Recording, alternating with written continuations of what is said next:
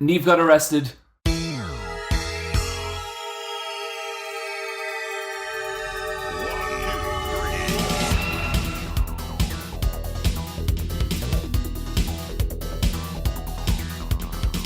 Niamh, what happened? What happened? She still has the handcuffs on. Niamh, you got more tattoos. You look good. Yeah. I like the teardrop. Yeah. I wish it was like something interesting and not like the most embarrassing story of my entire life. Well, not of my entire life.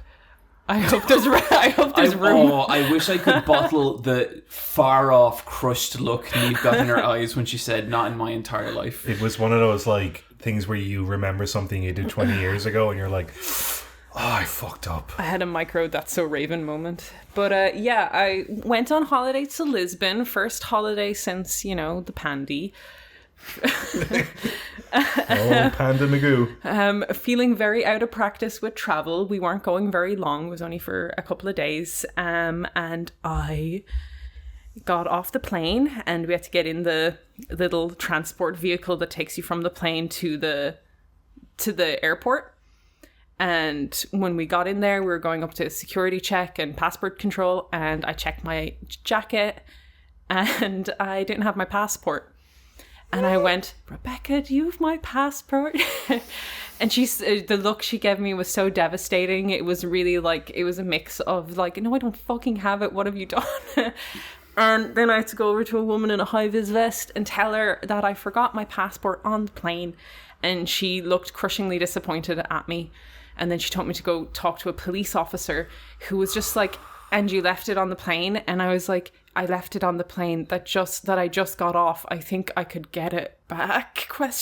And she just was like, "I have to ring my supervisor." And she rings this guy on the phone, and this really big man who's like in like full like Lisbon police gear comes.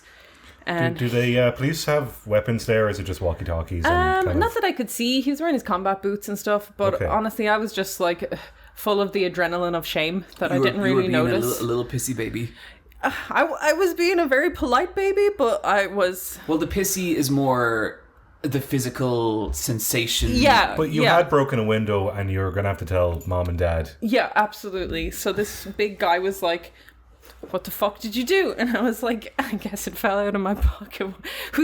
I had a little nap on the plane, and when I woke up, so you basically had to just be like, "I'm really stupid." Like, yeah. I don't think that's stupid for the record. Like, I've been in similar positions, Niamh. Like, I have a lot of sympathy for you on this one. Oh.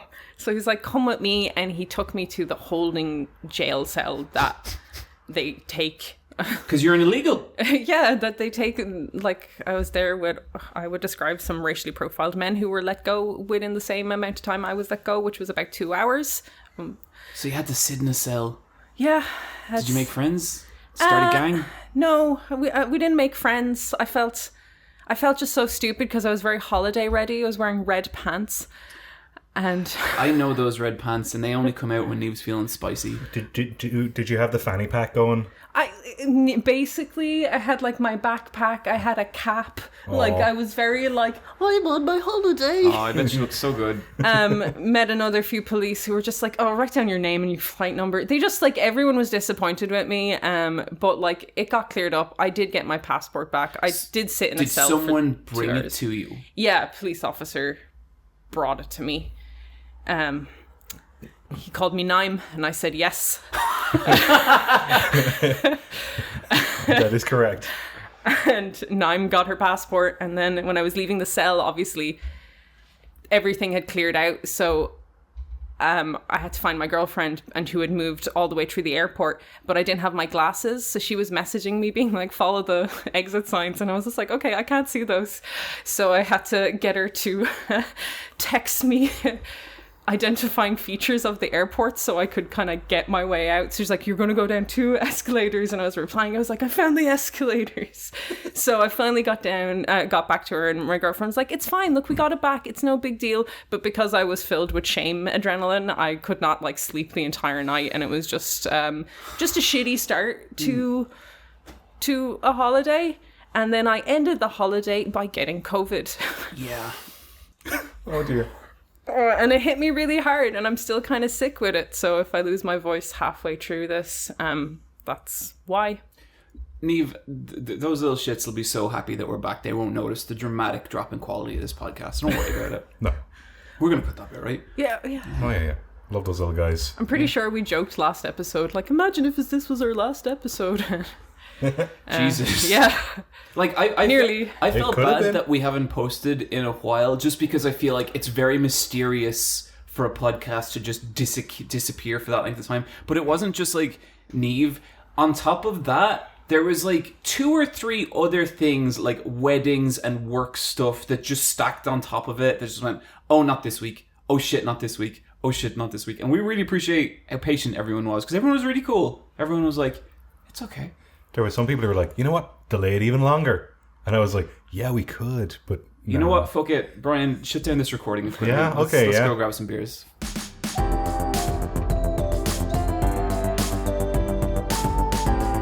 Fuck them. Yeah, fuck them. Fuck the fans. You know, it's always been my mentality here. Yeah. I gotta say, Lisbon was really nice. Good. Some of your photos were great. We went to a All your aquarium. photos were great. That stuff sounded like I was kind of saying, like, some of your photos were okay. Some of them, not quite sure what you were going for, Didn't Niamh. have a very composition, lighting. There was some yeah. weird tangents. You went to an aquarium. I did. They've otters there. We Otters are so we good. didn't see one for ages because you can see from above deck, but then we were below and we saw an otter from below poop, and then a whole pile of fish eat the poop. Oh, well, that made everything worth it. That's like the circle of nature. That's Yeah, I know. brilliant. I was just that like, really wow. makes you think. And it was just like money well spent. Yeah. But yeah, Lisbon was really nice. I ate a lot of pastel de natas, the custard tarts. They were very good. So good. They're like, what, like 15 cent over there? They're like, Yeah, they're so cheap. they were so cheap. In Ireland, they try and sell them for €3. Oh, yeah, and little. The little ones are pretty good. They're They are. quite cheap, but like Marks and Spencers have tried to do it, and Oh, they fuck do that. not brown the top of them at all. It's like just like such a disappointing What far are we cry. doing? Yeah, like What what are are we you doing? doing? Butlers are trying to sell their own versions of them as well, but they're like $3.20 or some shit. It's like it's such a swizz. Dublin's a swizz. Because the pastry's so like layered and fluffy as well in them. Oh my god, they're so good. They're so good, but like even like the worst one we had in Lisbon was better than the best one we had in Ireland. Yeah, for sure. I believe it. I'm glad you're back safe, Niamh. Thanks. Holidays. Don't know if I'd do them again. Might just work. I mean, like, but like, you know, with the passport, like, I have lost my passport around both Bryan and Rebecca. And I think I might have lost my passport around Bryan twice. But where did you find them? Were they just... I find it. Oh, okay.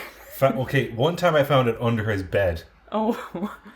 I'm glad that Rebecca was really nice about it, Niamh, because Bryan isn't, and he still isn't. And he was crying and he gave me a hug. And I was like, I just felt so stupid, and like, for real, I do bring Bryan and whoever I bring on those trips to keep me out of trouble, and I feel really bad when I have to force them to do that duty, when I have to get them to fix my mess. But they're there for that reason. I know, but you I know. feel bad about it, you know? I know, but this was the first time I went, no, Rebecca, you don't need to hold my passport. And then I lost I'm a it. big girl. I can do it on my own. And then Talk Niamh took a about- nap and it fell out of her pocket. Talk about like an argument you have lost for the rest of your life. Oh, I know. Like literally straight away, she was like, give me that. Yeah.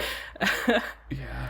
I think like even just like when I was like, you know, in airport security jail, I was just like Googling like Irish like embassy Lisbon and like So, Niamh, I have gotten to that point when you're in a foreign country and you're Googling Irish embassy near me. It's the saddest thing in the world. no. The MagFest I went to with Rebecca, I Googled Irish embassy in Washington because I was that convinced my passport was gone. And it's...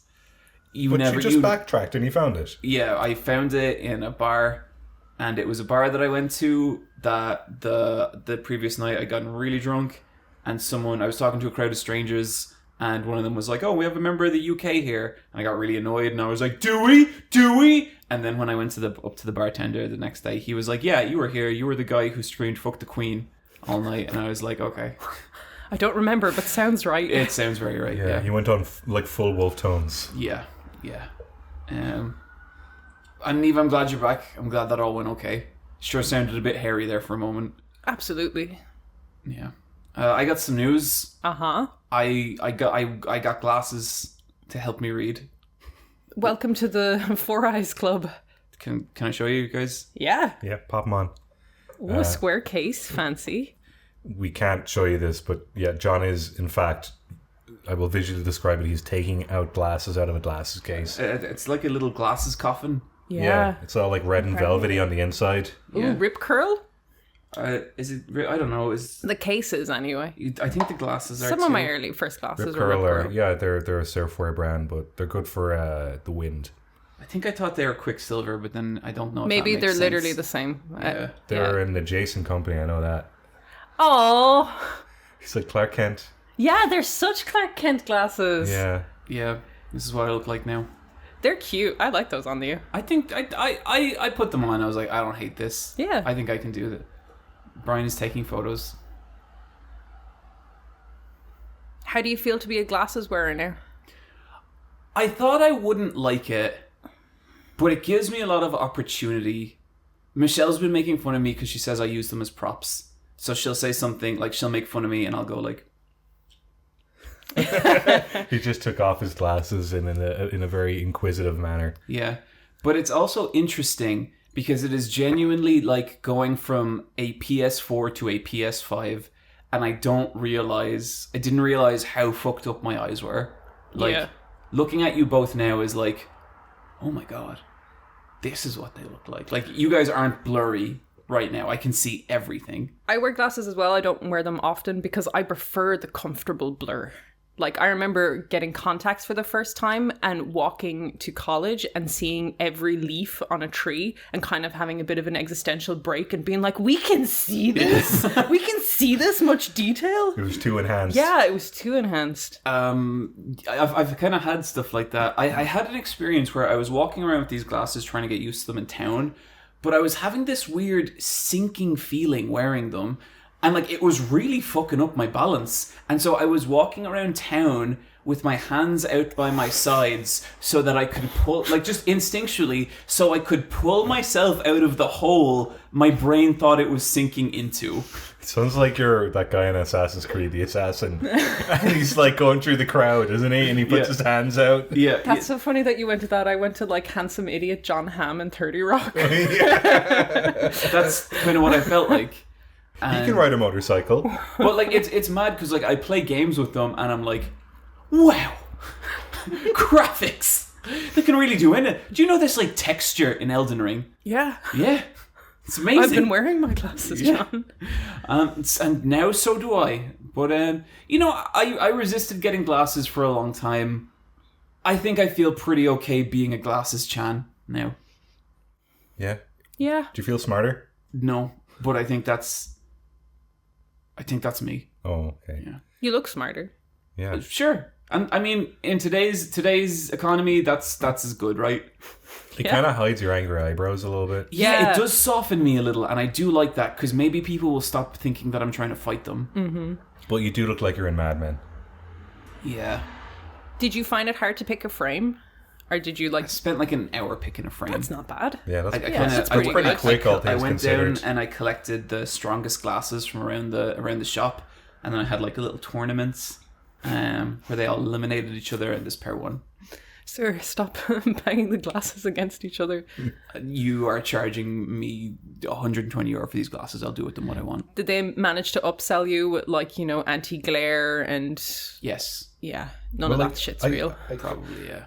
I'm sure the anti-glare is good with the Michelle- screens. No. Michelle told me to get anti-glare, and if Michelle tells me to get something, I think it's a swizz. I think the only thing you actually really need is anti-fog, because, like... well, that would have been handy. Because they will fog. Yeah, if I wear a mask, they'll fog up instantly. Yeah. But yeah, I'm happy with them. I think I'm going to enjoy life with a softer look. I think that will get me out of some scrapes. I think next time a like big dude tries to pick a fight with me, I'm just going to be like, give me 1 sec. And put on your glasses. And then he'll be like, I'm so sorry, sir. And I'll be like, it happens, everybody. Sorry, Poindexter. Sorry, sir. Bryan, I feel like we've had an update from me. We've had an update from Niamh. How's life going, buddy? Let's really crack into this. Like, let's just break it all open.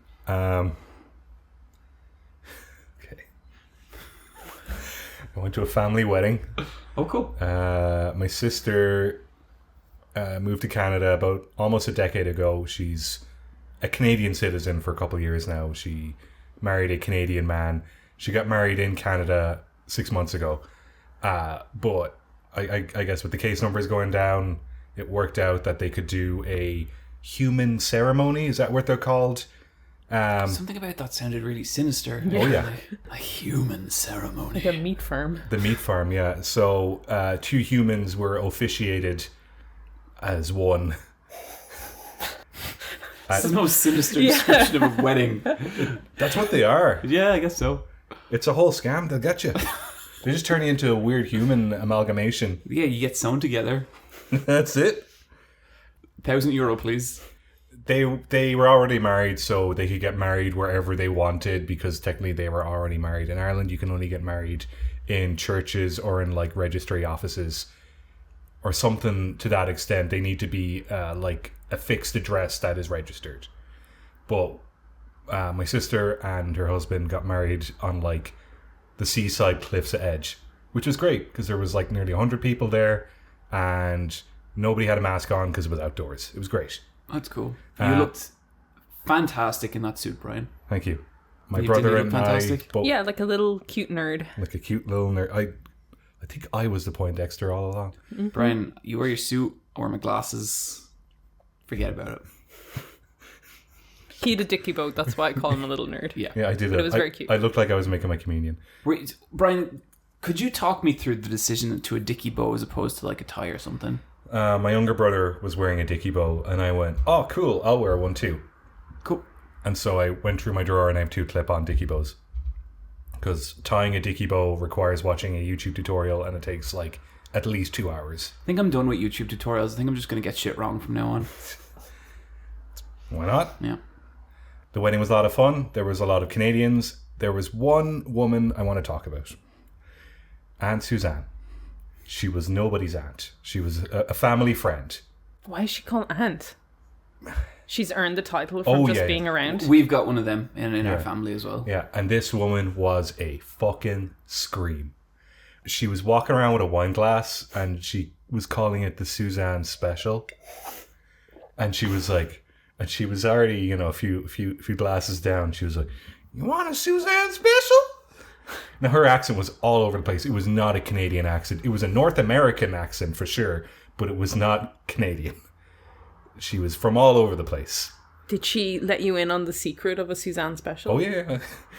I smelt it. I was like, that doesn't smell like wine. And she's like, no, it's 4 shots of tequila. 4? I was like, yeah. And she's like, yeah, I'm on my 5th glass. And I'm like, that's like half a bottle. That's 20 shots of Yeah, tequila. that's 20 I shots. admire your endurance, but I have concerns. So I said, no, I'm fine. Completely disinterested in me. Focuses in on Rebecca. You have the most beautiful face. You want to have a Suzanne Special? And Rebecca's like, yeah, all right. And so she knocks them back. They had a great time on the dance floor. Aw, that's cute. Since then, I found this woman's Instagram. I'm not going to follow her, but I am just like going to keep an eye on her for the rest of my life. I have a Google Doc with people I don't want to follow but do want to observe. Oh, yeah, absolutely. What's wrong with you? She was a really nice woman, and I just wish her the best in life, and I want to see what she does. Niamh, when you follow someone, there is like a hint of invitation there. Yeah, but just like make an alt account instead of like a Google Doc full of people who are interesting enough to check up on, but not interesting enough to follow. I don't think any problems in life can be solved with further social media accounts. The wedding was a lot of fun. I met a lot of interesting people, including Aunt Suzanne. She's my aunt now. Cool. She's everybody's aunt. She hit me really hard on the head because I wasn't dancing fast enough. Sometimes there's sometimes there's like an older I think woman. she was drunk. There's an older woman that will do that. That will strike a younger man with a force that is maybe not appropriate, because I think they just think we're invincible, Bryan. And like her husband was really nice, and I was like, "Is she like this all the time?" And I was like, "Yeah, isn't she great?" And I'm like, Aw. "Yeah, man." Is she a hitter? Yeah. She sure is the center of attention with the bride watching as well. That was a fun time. Cool. That's all I did. Other than that, I just sat in a chair. That's okay. And waited for the podcast to begin. Same. I've like, how long? It's been like a month since we did this. I spent a good 3 weeks sitting in my rocking chair, arms crossed, waiting. We have nothing better to do than do this podcast. Well, absolutely not. No. Like, we don't have jobs, we don't have lives. No. Sometimes Michelle would come in and try and talk to me, and I'd go, shh. Could be a podcast night. We don't know. Yep. Oh, media. Bryan. It's called the quest log. It's called the quest log. Quest log. And then the music is like...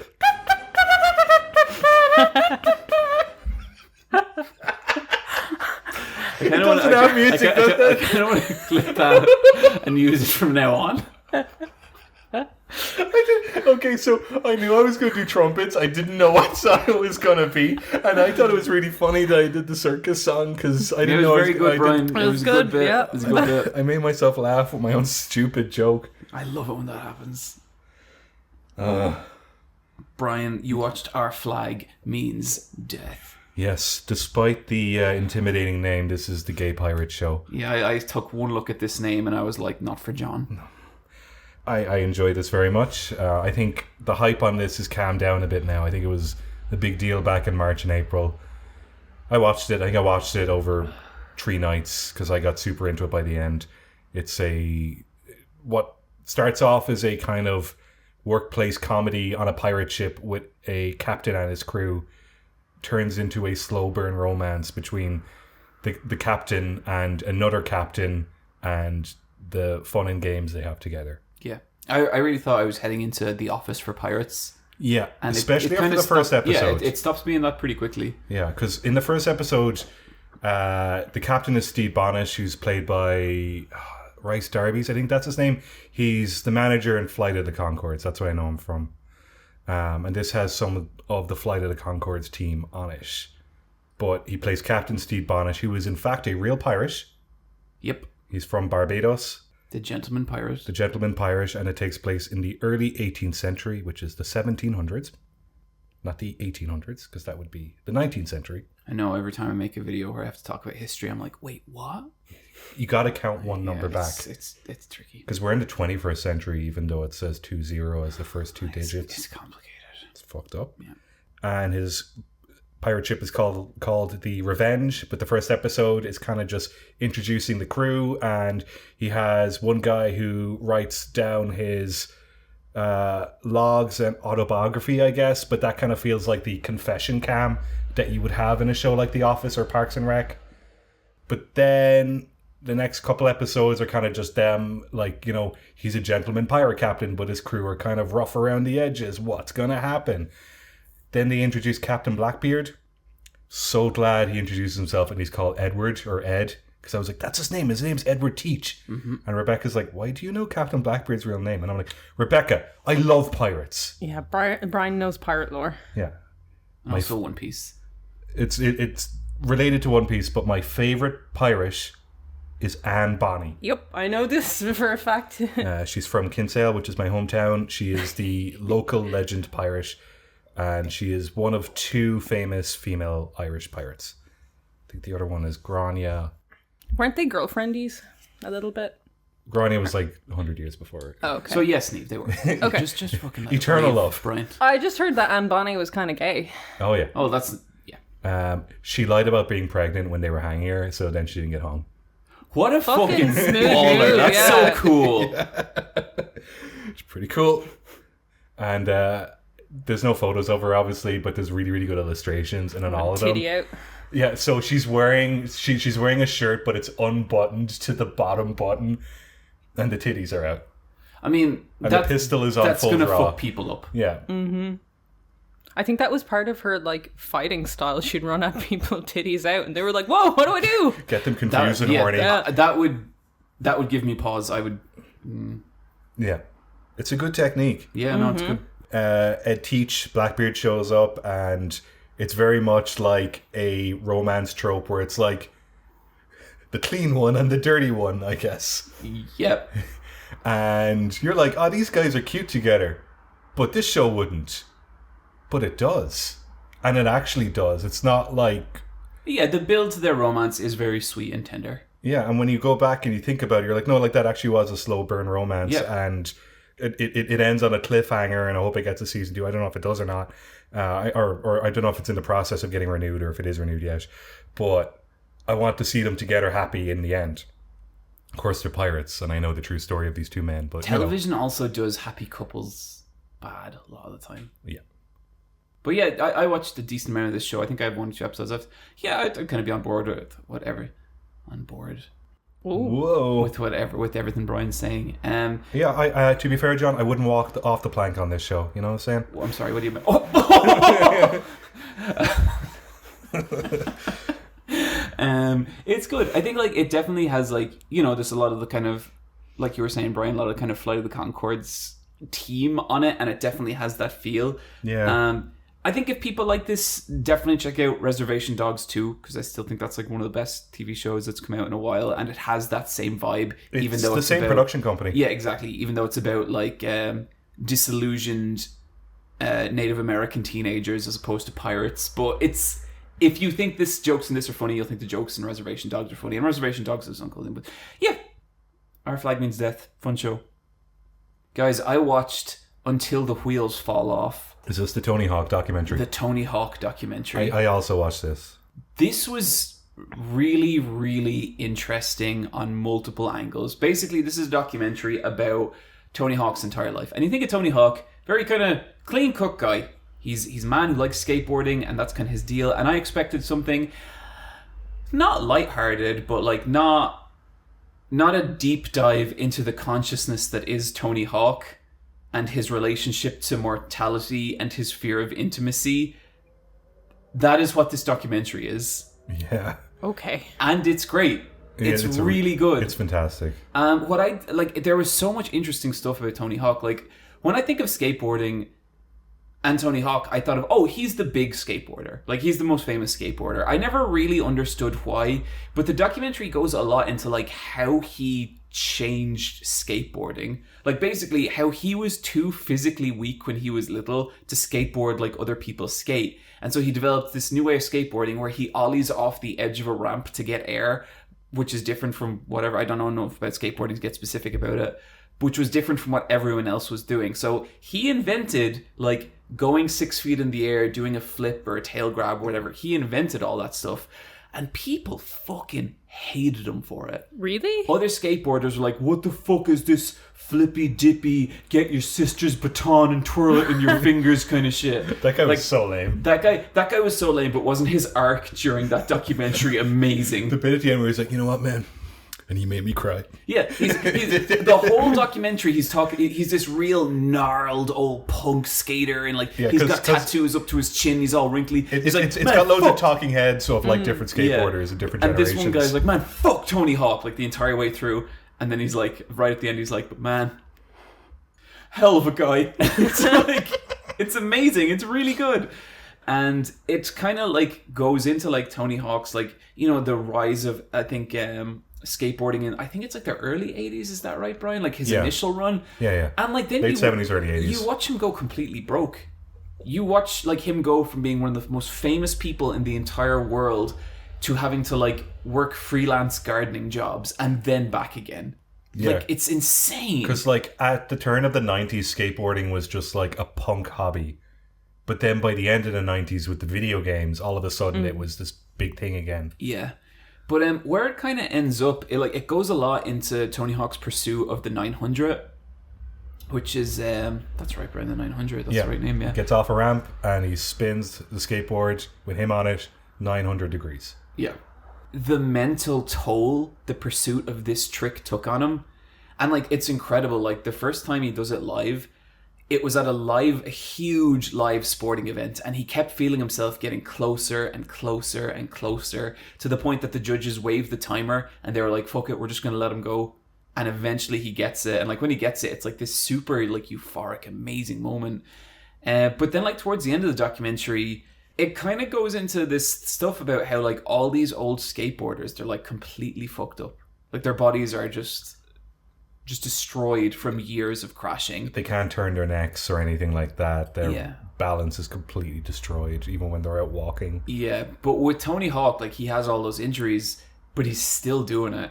And like the last scene of the documentary is him taking one of the most uncomfortable looking spills I've ever seen in my life. Like, you know, sometimes you see a spill and it's kind of funny, the body's flopping all over the place. This is one of the ones where he hits the ground and he stops.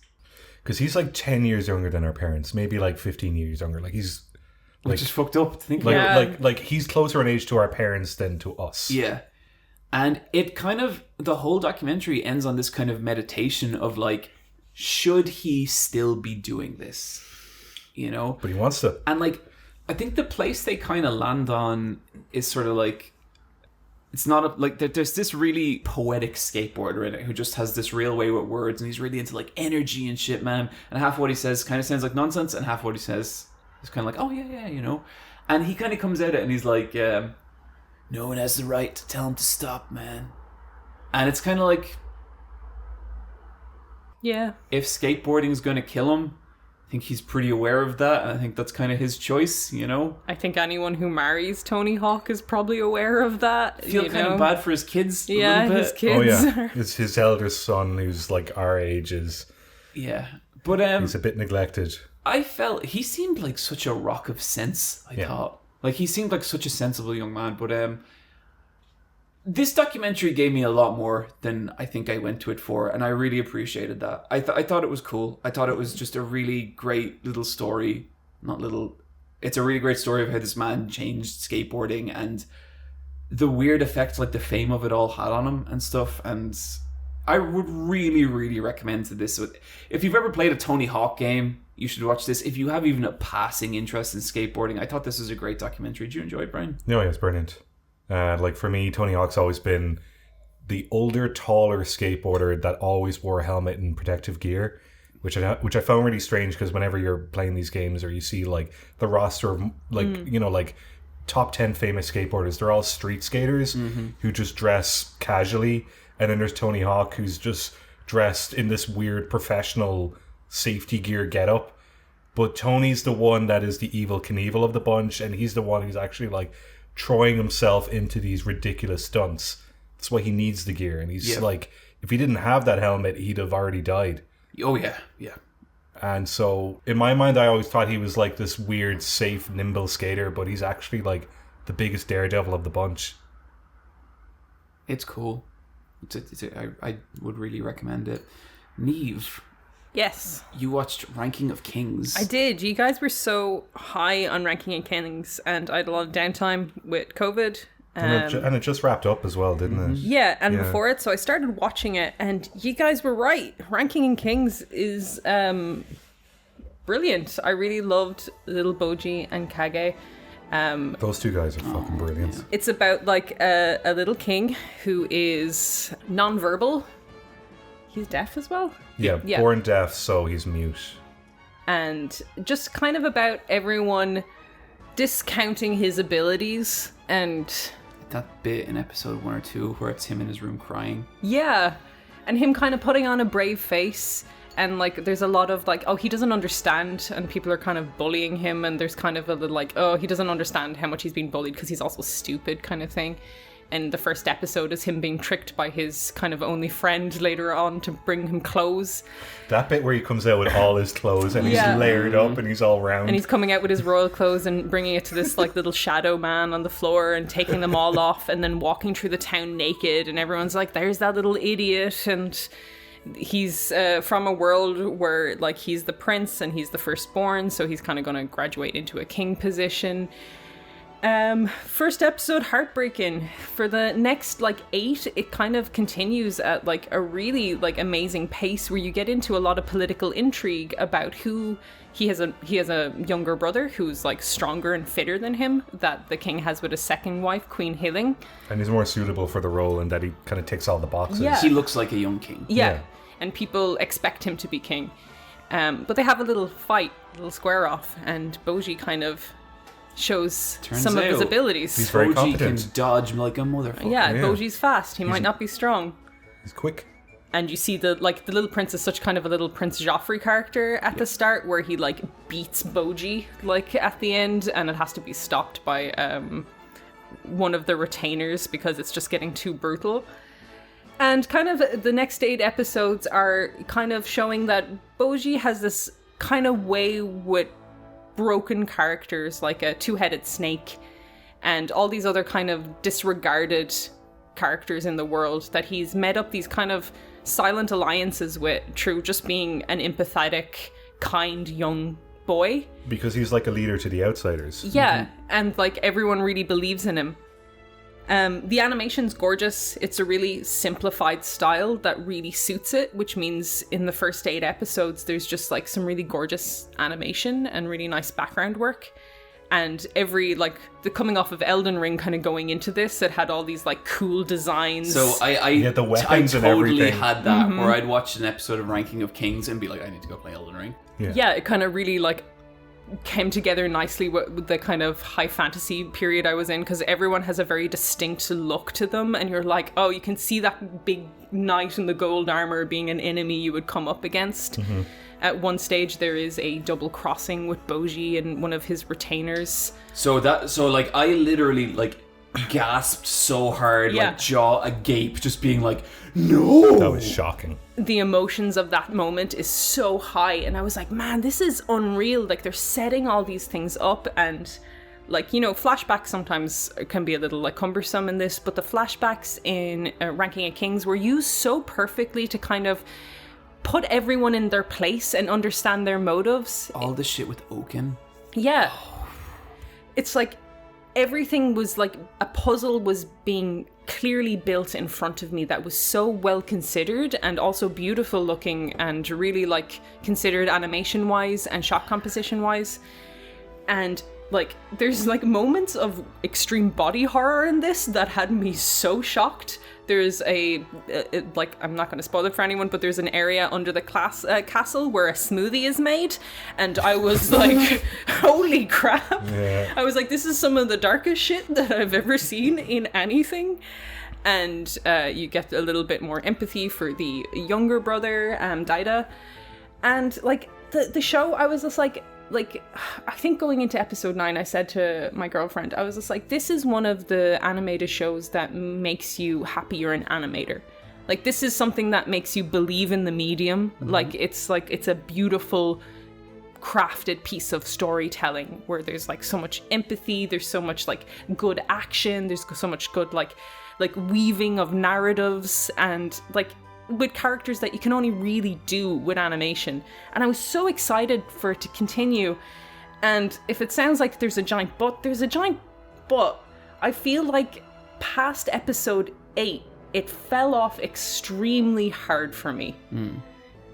There was a moment in episode 9, I think it is, where Queen Hailing is kind of under assault in her own castle, and she leaves, and there's a moment where she comes back. And I was like, why did she leave to come back? And I was trying to work it out. Did she leave to get safe and then she came back? And it was just this kind of throwaway thing where she left on a horse and then came back and back into danger. And there was no narrative reason for it. Then after that, there was a fight in front of the castle that lasts about 2 episodes and kind of undermined a fight from before.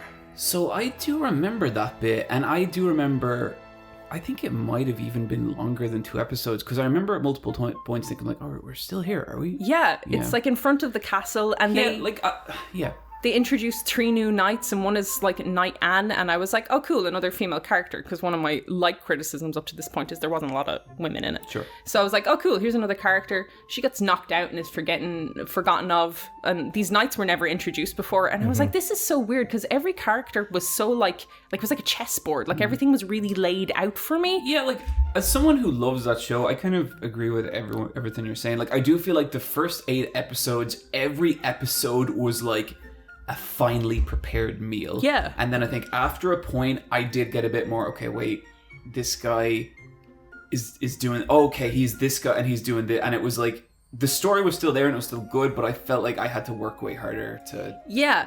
That's another point I'm getting to. Like, you start introduced to the wider world, and like the idea of them ranking the king really kind of disappears pretty quickly, and it becomes more like a internal story about like maybe a love affair kind of thing. It goes... And a weird, like, you need to give birth to this child with these correct conditions so that this destiny will I actually, occur. towards the end of it, watching it week by week, and like this is why I don't like to watch stuff week by week, I was actually like a little lost about like, okay, who's the lady in the mirror again, and what is her relationship Miranjo, with everyone's favorite. Yeah. No, I have a few things, but I'll wait. Okay, and that's like John. I was like trying to like, okay, people's motivations are unclear because now we've like the Prince of the Underworld, who I really liked, and there's actually like a gay character in this who I really like, his brother, who teaches Boji how to fight. Oh, he's so good. All that shit was so and that good. was really great. I really like how him and his brother have this thing where they can talk to each other by putting their hands up to their mouth, and it's like a telephone, and they never explain it, but they don't need to because you're like, yeah, it's magic. And like, The there's brothers. like, in like, anime media, there's like always that kind of like stereotypical gay character that he perfectly fits into. And I just loved seeing that character being this kind of nurturing, like, character for like this like young boy who kind of totally sets him on his like role and stuff. And I was like, this is great.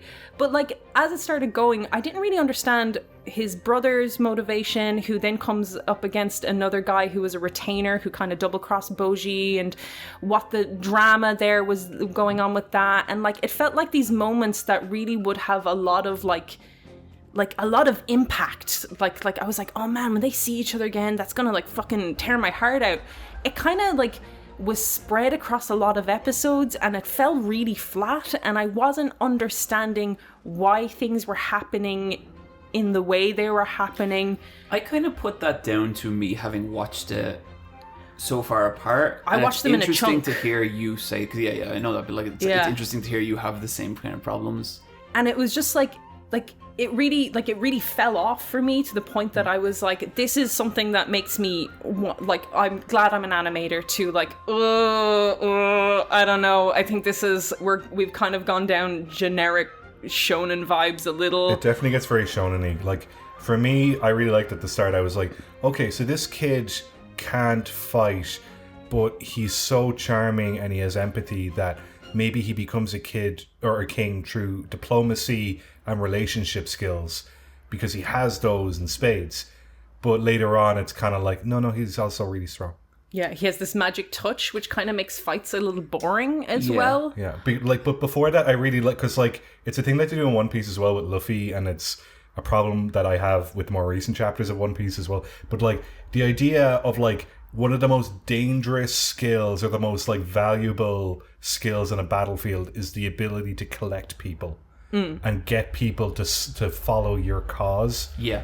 And Boji does that at the beginning, and he does it throughout, but a stronger emphasis and theme of that throughout would have made more sense, because he's just this kid that he doesn't have like a normal life. Mm-hmm. He has to do things differently, and I just wanted to see him approach it in a really interesting way because of that. And that strength of that theme is there so strongly in the first 8 episodes. So when it starts to kind of fall away, and in a way that kind of like, you're like, but you have all these things set up and they're not hitting. Like, it felt really disappointing. Also, the animation kind of like took a knock, which I don't mind mid like season animation taking a bit of a knock. There was definitely like in every second episode where like every second episode looked amazing and the other one didn't. Yeah, you can totally hit an episode where it's like, this looks fine. Yeah, it's the B team. I really like Queen Healing. There was like a she's so good. She's so fucking good. like really I, like hot. and like that's again another trope where it's like the female character gets the healing power, but this was done in such an interesting way. She felt as much a part of those battles as anyone swinging a sword. Absolutely. I really like that she's introduced and she's kind of like a Queen of Hearts character with the off with your head kind of response, and then you learn that she's actually like she's sound. She's one of the best, like most wholesome characters, and like her relationship with Boji, is so good and nurturing. Okay. She's like a really good adoptive mother who like really wants to be there for him. Okay. So there was one thing that kind of bothered me, and it's such a big theme throughout the show. It's like the parent and child theme, more so mother and child. And you know, the way towards the end we got all like a batch of flashback episodes for all these different supporting characters. Yeah. I'm like, okay, can't wait for Boji's mom, because we know only glimpses of her, and the opening shot is of her holding Boji as a baby in her hands. We never get context for that character. We never get her pre-royalty. Yeah. And she seems like there's something there. That could be something they cover. Oh, absolutely, in season 2. And like I think season 2, the way they set off the end of the show, it seems it's gonna be Boji and Kage just with their capes on looking out into the horizon. So there is opportunity. Maybe he goes to the land of the giants and he finds out about his mom. Something like that. But it felt like it was missing like an episode on that character. I or think something. there were maybe some emotional beats between him and his mom that didn't really land for me for that reason. Especially just because like a main theme is the mother and child storyline, it's with like Miranjo, it's with healing and Daida, and like there's so much of it in there. But it's still a great show. Yeah, well, for me, I guess it became a mid-show. Like, not to be harsh, but like, to me, that's maybe the best first 8 episodes of an anime I've ever watched that got particularly like uninteresting after that for me. Sure. I think for me, I would still hold it pretty high as like, oh, this is one of the most interesting anime I have seen in a long, long time. I also don't really disagree with any of your criticisms, Niamh. Like, I was actually kind of putting a lot of them down, like I said, to having watched it like so far apart, but it's really interesting to hear like your kind of take on it, because for me as well, like it was just I think after that 8 episodes for me, it was getting to the point where I was like, I'm gonna make a fucking video about this, like this is just fucking amazing. And then over the next couple episodes, like that desire did kind of die in me a little bit, and it's really interesting to hear you, I guess, put into context why, you know, because it's got a really good mystery at the start as well. Yeah. And they do explain all of those, and they make sense and they're satisfying, but then there's nothing to kind of like fill that. I think it might just been a production thing, because the first 8 episodes feel so tight as an animation, like so much love and care went into those, and like maybe it's like budget time, you know how animation works, that things just kind of had to be spread, and like writing got a little like looser and stuff like that. And like, I'm excited to see what season 2 brings. I also think this could have been a brilliant movie if it was condensed, because it's so tight in some ways, or like maybe 3 OVA series or something. I really love the episode about like Kage and his like thief adopted father. Yeah, that's and so like sad. yeah, just the like kind of like having no one. So like this abusive person is someone that you care about so much because you kind of have no one else, and like there's just so many times it hits so strong that you just know that like it is like such a talented team working to make those hit, that when the other things that should have hit just as strong don't land, to me I'm like, I guess that something happened in the production to make it end that way, because I don't think like the setup was there, but it kind of just went, ooh, it just flattened. Which was a disappointment. But overall, like, I really think people should at least give those first 8 episodes I think a go. For me, I think it was a show where, like, it's very easy to feel jaded with anime, and this was something, like, you're right, like, Niamh, especially in those first 8 episodes, made me like, oh, fuck, anime, okay, you know, and I love it for that. And, like, I still love the whole thing. Like, I am higher on those episodes than you are, but I also think those criticisms are pretty fair. So, yeah. I love the little guy. Oh, God bless him. Yeah. When I lost my passport, I was just like, I'm little Boji. Oh. We all watched Everything, Everywhere, all at once. We sure did. We sure did. John, I'm still processing this film. I don't know. Same. Like, John yesterday asked me... Bryan, I'll get to it. It's a film about a woman who does her taxes. Yeah. You're not wrong. Yeah.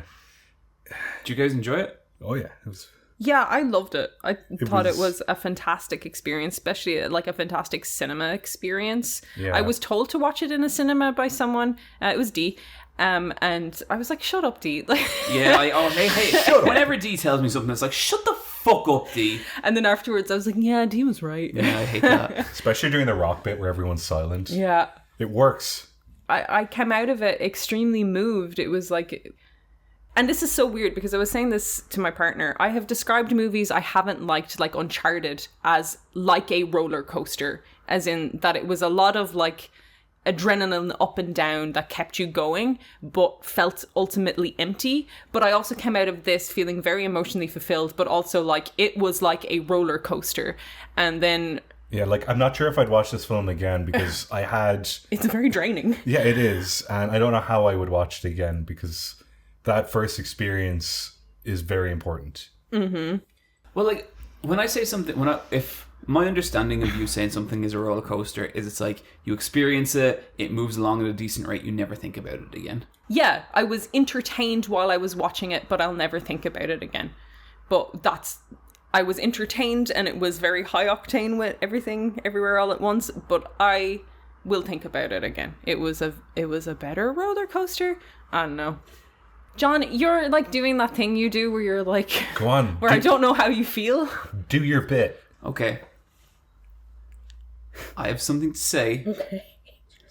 And it might be controversial. In fact, it will be controversial. It's going to send some shockwaves here. But we're going to have to just get through it. And I think to give this moment enough grandiosity, we need to stay silent for precisely 15 seconds. I'm going to start a timer now. You have a time, okay. Okay, well, Niamh, you said something after the timer began. I just, like, this is the first time you've done it now. Wished. Okay, well, now I'm going to start again. Did your mom ever say wished? When... Oh, absolutely. I'm going to start again. Wished is like an Irish woman thing to be like, shut the fuck up. Yeah, wished. But... You guys good now? Do you want to talk about anything else? No, it's just like this is the first time you've done a timer bit, so I don't really know how to do it. I remember one time I did a buzzer bit and I had the buzzer app on my phone. That was kind of fun. That was. That was actually pretty fun. This isn't that. Okay. Okay, I'm ready. I'm ready for it now. Bryan, you ready? You ready? Yeah, he nodded. Okay. Yeah, I'm ready. Okay, well, now we're going to start again.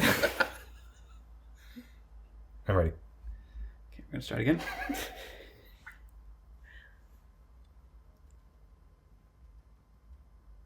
You're just letting it count down. You're not even saying anything. That was like on 7 seconds. I'm just going to start again. Niamh.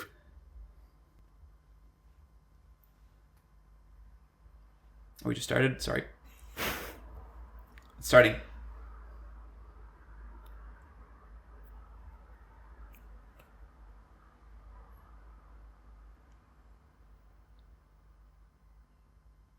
Tree. Okay, we're going to start again. What?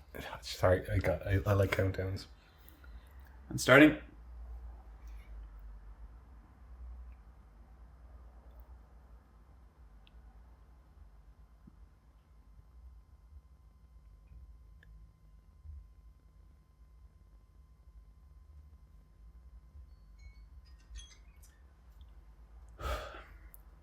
Everything, everywhere, all at once is a 7. What's wrong, Niamh?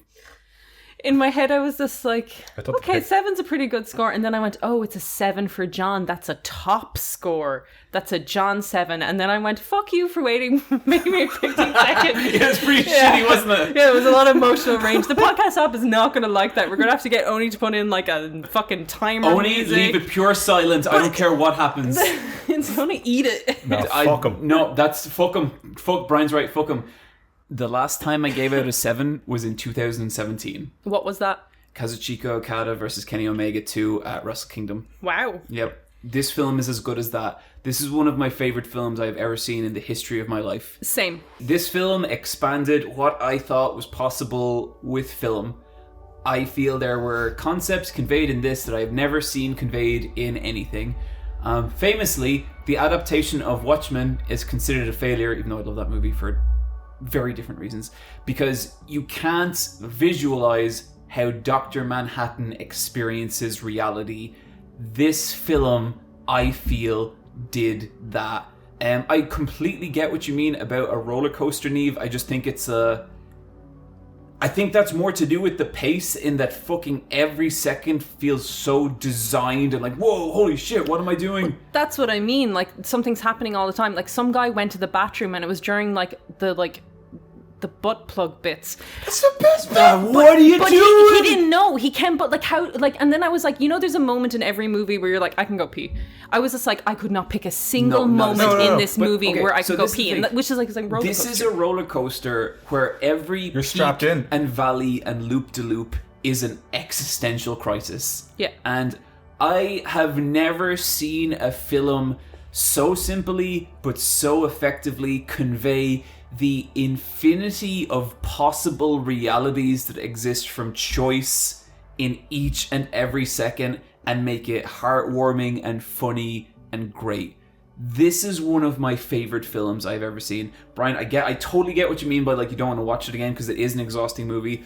I'm going to watch this film so many fucking times. I'm going to buy the Blu-ray. I'm going to sit there. I'm going to watch it. I didn't like the first 20 minutes. I was like, what the fuck is this Michel Gondry fucking bullshit? I'm sick of it. I don't want to watch this. It's made by music video directors. I'm sorry. I need to finish the sentence. At some point, a female Japanese wrestler beats a cop to death with dildos. Okay? Yeah. This is a fantastic movie. I don't know who I recommend it to. I told my parents about it. I spent like 20 minutes telling them about it, and then I was like, you guys fucking hate it. You know? But I loved it. It's got Jamie Lee Curtis in it. Everyone loves her. She was brilliant Michelle in it. Yeoh's in it. She was a Bond girl once. Yeah, and like, you know, they and she's doing great career-wise. She's been in a bunch of hits the last 2 or 3 years. Totally, and it's like the guy who was in The Goonies, who was a child actor, he's her husband. I have his name here, Ke Huy Quan. And like that's another thing. The cast, every member of the cast, amazing, fucking just absolutely killer. Dave, the bad guy from Big Trouble in Little China, is her dad in the wheelchair. He's like 90 something. Wow, still going.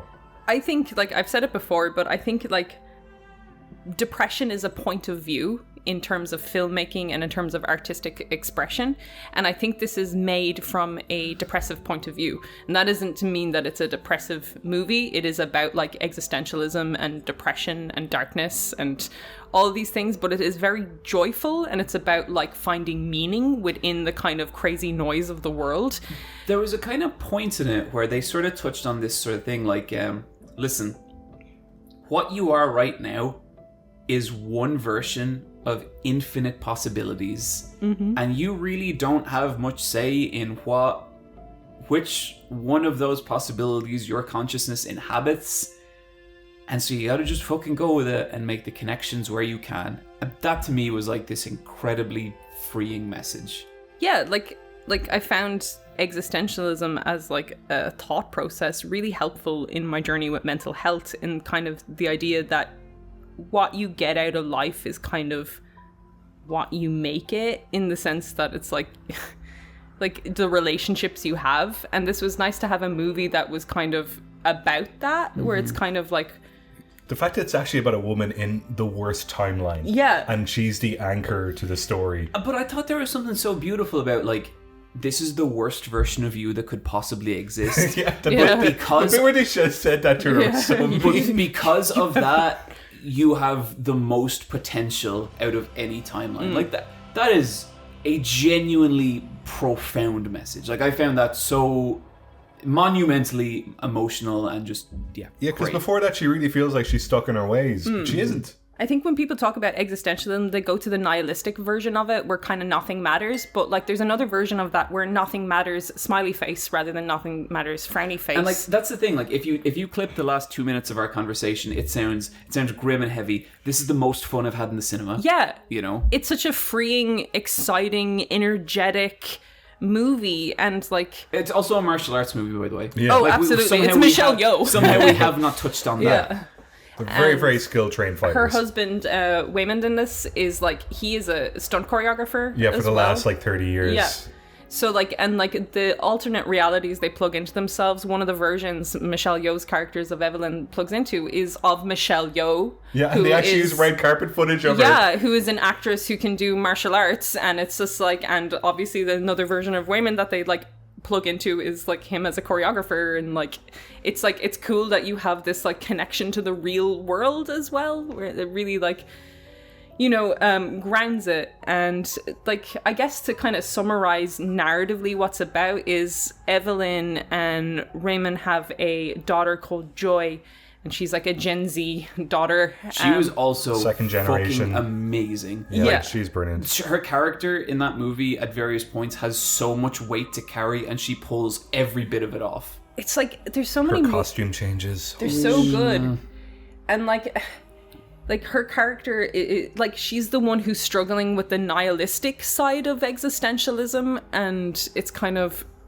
that is the kind of core, like, I guess, antagonist of the narrative. Yeah, she's the conflict. Or, well, her situation is her like emotional situation is the conflict, and there's different things in her, different realities that feed into it, and like one of the realities that feed into it is obviously her mother's kind of light acceptance, light denial of her being a lesbian as well, which was very good because like there's a lot of like non-verbal storytelling in this. There's a moment where you see the two of them in a van, and like they don't say anything, but it's very clear that moment is a coming out moment that happened between them. And it was just like, for a movie that moved at such like a quick pace, there was these kind of quieter non-verbal moments that got so much across.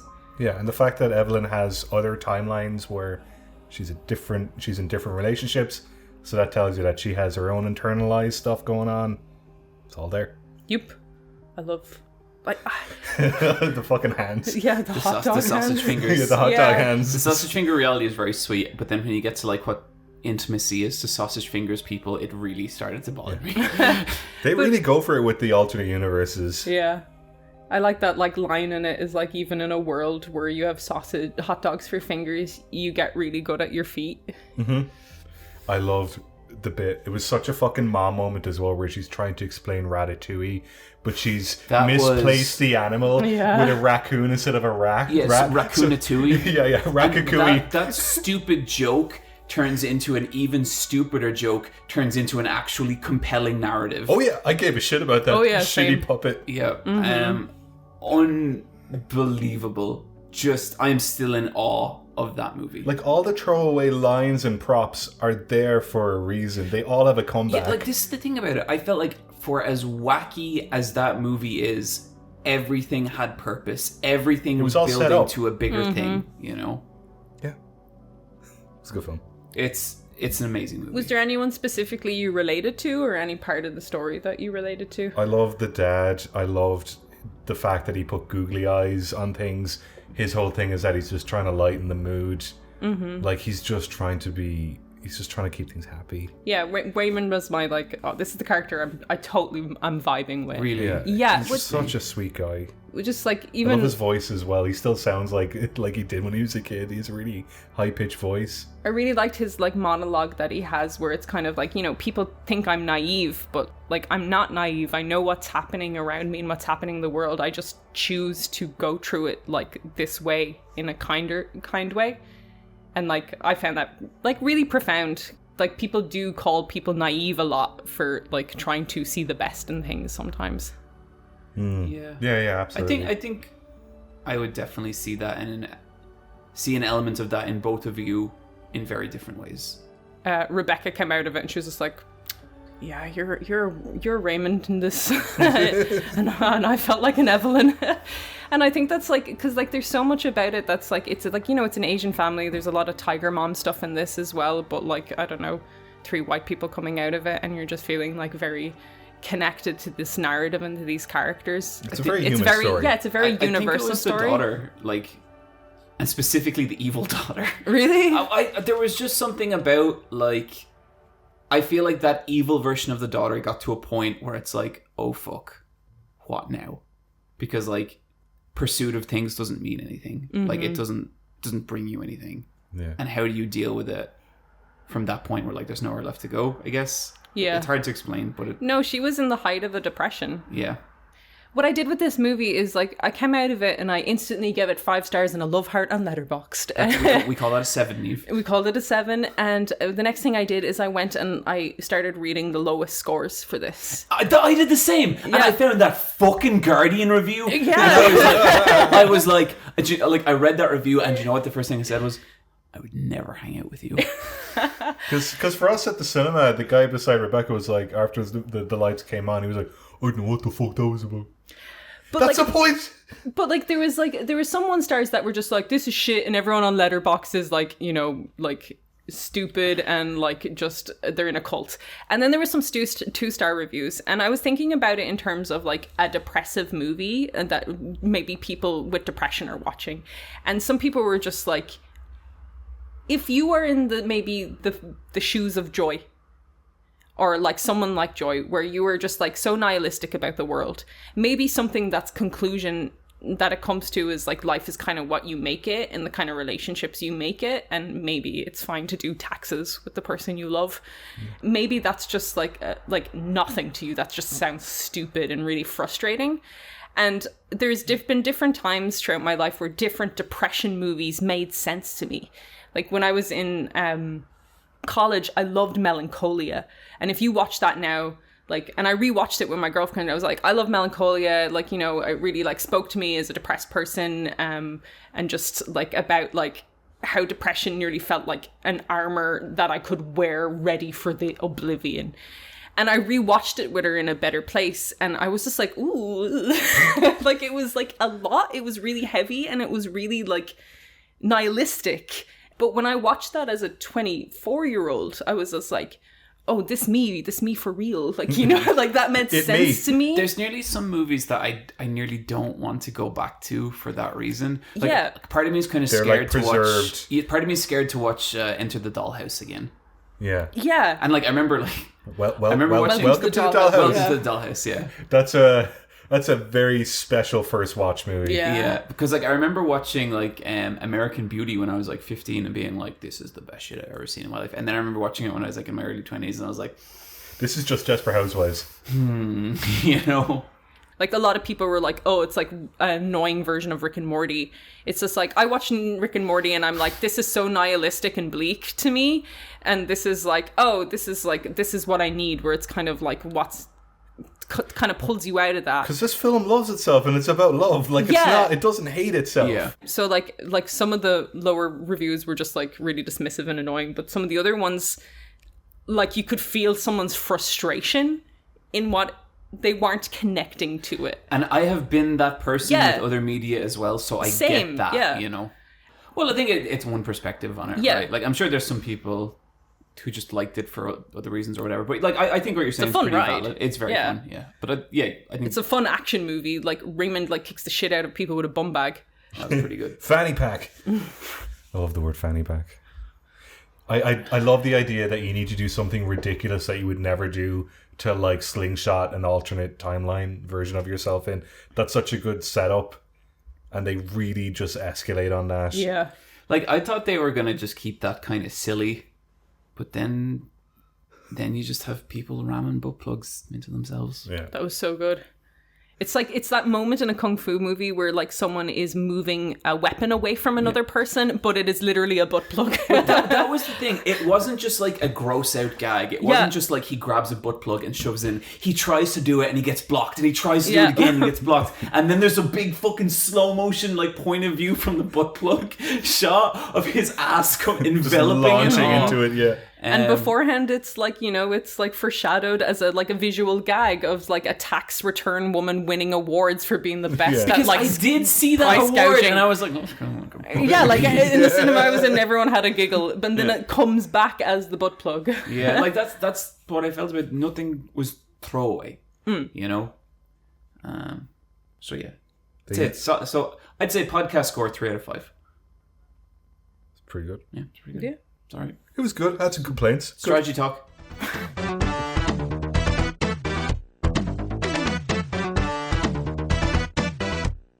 Video games.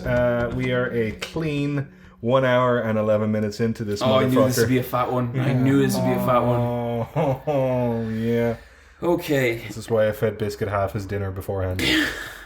Okay. I have a couple here, so just let me knock one out real quick. Played Shadow the Hedgehog. I think that's the worst fucking game I've ever finished. Did you finish one of the timelines? I finished one of the timelines in an hour and a half. I'm never playing that game again. John, you gotta get the fucked up ending. No, fuck that. Everyone asking for charity streams? No, I'm not ever playing Shadow the Hedgehog again. It was a miserable experience. Up to this, Shenmue 3 is the worst game I have ever finished. Shadow the Hedgehog basically made me rethink everything about what I think a bad video game is. I think you should 100% this. Maybe for a charity stream or something. Like you are a glutton for punishment. Why did it suck? Was it the gameplay? Okay, so the way it sucks is really interesting because there's so many mechanics in this game. So like, I'll give you an example. You can walk up to a box as Shadow and you can press like, you know, the fucking interact button, and Shadow will pick up the box and raise it above his head. And then, like, you press it again, and he will throw the box.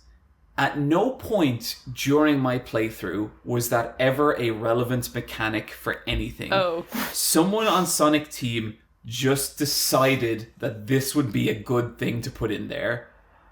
There are so many mechanics like that. Shadow has a ledge grab. And in a game like this that moves at this speed where Shadow covers that much distance, it doesn't really make sense for him to do. It's not like the platforming in this game feels fucking terrible because you're moving too fast, you know? So why does he have a ledge grab? There's like he can get in all these vehicles and stuff. They all feel fucking awful. Everything in this game feels bad. And if they had a quarter of the mechanics and just refined them to the point that they feel good, and made like designed levels in a way that made use of them, that would be something. But it's so awful. It's all so awful. And the last boss on my timeline, he was a boss where I swear to God, you hit him 3 times, and then a slot machine activates that completely randomly decides whether he takes damage or not. Oh no. Yep. And on top of that, trying to hit the 3 targets on him was such a just crapshoot. Like, you're just hoping, okay, I'm going to jump, I'm going to do my air attack, I hope Shadow locks on this time. It was so fucking bad. What's that word for shitty Japanese games? Sonic. No, it's escaping me right now, but like there's it's like the... What, just like junk games? Oni Chambara games, people call it's like Kusoges or something like that. It's basically when people appreciate bad games. This is a bad game. Now look, I am not saying that the cutscenes in this game aren't 10 out of fucking 10, because they are. They're better than Pixar. But I think that's like such a staple of the PS2 era. Like, I've been playing like Nina Death by Degrees. I have wanted to play that for years. The cutscenes in that are mwah. Yeah. The gameplay is like with the analog. Yep. It's not, you're not using Tekken combat. And No. I was like, why are they doing this to me? But like the cutscenes, brilliant. Chef kiss. John, I think you should get, you know, the Shadow the Hedgehog like insignia logo that's on the like box art? Yeah. That kind of like tribal tattoo. You should get that as a tattoo. I do need something to balance out the Berserk tattoo. I just think you should get that in your other arm. Interesting. I am all that I am, all that I am. Yeah. I'm Shadow. I'm not going to say I didn't have fun on the stream, but like, I thought this game was genuinely terrible. An ill-designed mess. 1. Okay. It's a 1. Okay, who's your like dream casting Who's the for Shadow the Hedgehog as the voice actor? Michael Cera. Tom Holland. Tom Holland's good. I'd love Keanu Reeves for realsies. Oh, but hell yeah, hell yeah. But I think it's going to be Jared Leto. No. Oh. You know I'm right. It's not going to be Keanu. It's going to be Jared. Can we not retire that man? How do we get rid of Jared Leto? I feel like we Morbius have- has to tank his career. Like, it has to. Did Morbius not make a lot of money, though? I don't... did it? I thought the whole like meme was no one was there. The film came out on Pirate Bay today. You're gonna watch it. I'm gonna be like, Rebecca, I've got the new Dairy Girls ready, and I'm gonna just hit play. Jesus That's so Christ. cool. Fucking Morbius logo's gonna fucking get her so good this weekend. That's pretty good. That's pretty good. I'm not watching Morbius. John, I think you need to put it on in front of Michelle, but just be like, shh. See, my fear with Morbius is going to be one of those movies that I'm going to watch it and be like, oh, it's not bad. Everyone's going to be like, shut up. Apparently it's not even like good enough to watch on an airplane. Okay. Niamh, can we talk about this? What? I just... You know, I like to keep this podcast kind of family friendly, and all I'm hearing out of Master Chief lately is just like he is just fucking left, right, and center, and like I don't want to talk about Halo Season 2 and have a bunch of just X-rated shit, and like, you know, he fucking bangs one of those little grunt guys, and then he fucks one of the invisible lads, He's too sexually active. He fucks one of, like he shoves his dick into one of like the Golden Elites or whatever, like. You know, I wish, honest to God. Okay, so like I'm not watching the TV series. Maybe I'll watch it when it's all done. But like the big controversy is Master Chief fucks, and like if you've read the books, they're kind of like medically castrated. So that kind of like, you know, we're totally out of canon. But also, if you play the games, there's kind of a little bit of sexual tension with Arbiter. So it kind of feels like the series has kind of just like went, oh, that's stupid. He fucks girls now. He's not gay. Like, as someone who knows you in real life and can just text you whenever, I would pay literal money to hear you review the Halo TV show. It's got Pablo Schreiber in it. She's great. I know. I don't really want to be like, not my Halo, but like, not my Halo. But I will watch it because I do like Halo. But I'm gonna just wait until it's all done and kind of shotgun it all at once. I've been playing Halo multiplayer season 2, and that came out in the 2nd of May. So it's been out for like, I don't know, 15 days. And when it released with a special mode called Last Spartan Standing, which was kind of like a battle royale light, where you have 12 Spartans enter the ring. You're all like versing each other. And when you kill people, you get points that you can level up to different guns. And when you get down to 4 Spartans, a ring appears and starts to close around you to push you closer together, so you kill each other. So a Fortnite. Yeah, a Fortnite light. I did not love this mode. I thought it didn't really make sense with Halo. Halo one-on-one duels do not last long. Like, whoever starts shooting first wins the fight, basically. You don't have your radars on, so there's a little bit of tactical stuff, but this came with a new map that people weren't familiar with, so it was kind of like, I don't know, I didn't love it. It wasn't my favorite mode. The second gun you level up to, like the Mangler, is a real like close to mid-quarters gun, and that map is a very big map, so I would purposely not level up to that gun and wait until I got more points to level up to my assault rifle instead. That feels quite ill-considered. Yeah, it didn't work for me. I won that once, and it unlocked all the rewards for the special event, and there was like 15 rewards. And once I unlocked that, I was just like, well, my card is gone. I do not need to play this anymore. And I stopped playing it because I did not like it. Season 2 brought a new season pass, which brought a new armor core. I'm not a fan of the aesthetic of this armor core. And it is fine. Like, it's okay. I guess a thing that I would bring to this, maybe from a lady perspective, is in the older Halos, you could pick a cis male or cis female body type, kind of a generic male female body type, right? In this, you can pick between a slider of 3 body types that will cinch the waist, and you can pick a voice, like a different voice. So with this armor, the waist cinching, it does nothing, and the ass is so flat. My Spartan has never looked more stereotypical cis male. And that is not what I'm bringing to the table. So I'm not using this core at all. And also the cinch that I have, I'm on body type 1.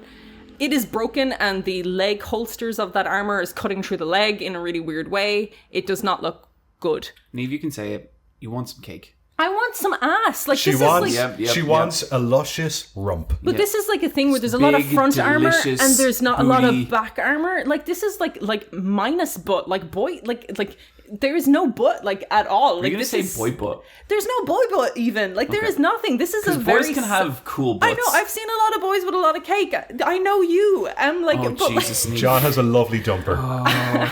but there is like, I find this armor core just super bland for that John, come reason. on. And like it's okay, but like, you have a 100 level battle pass, and at the end of the first season battle pass, you got a flaming effect put on your helmet, and that felt kind of like, okay, level 100, it has flames. The level of 100 for this is a armor pauldron for both sides of your armor. Yeah, like a shoulder cup, a pauldron, I think that's what it's called, and it is of a skull. You cannot really read that it is a skull head because it's like a arbiter skull in the t-shirt kind of.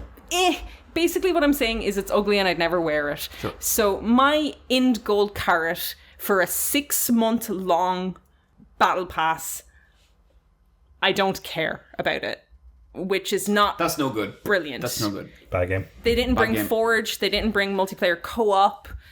Season 2 was kind of meant to revitalize it. They have done some stuff where you can now win credits, but you only can, like, out of 100 levels, which is meant to take you 6 months, you can unlock 1,000 credits. You can't buy much with 1,000 credits. It's the equivalent of a $5.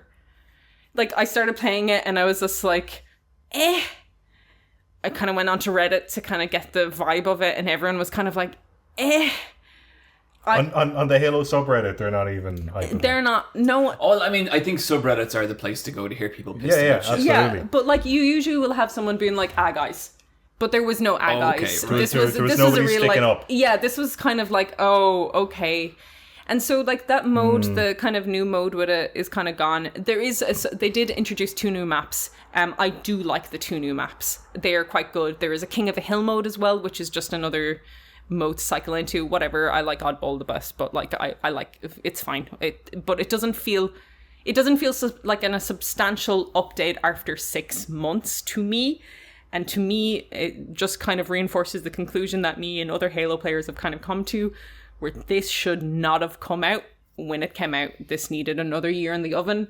And if this is kind of the 6 months of content that's kind of meant to keep people going, I hope they have some really good events lined up. Man, can you imagine what the pre-delay version of this game was? I know. It's just, it feels too light. And, like, you know, you have to pay for the Battle Pass. There's a free version of it, but you don't get the new armor core kind of thing. So it's kind of like that card is less enticing. So anyone who's playing this has probably bought the Battle Pass.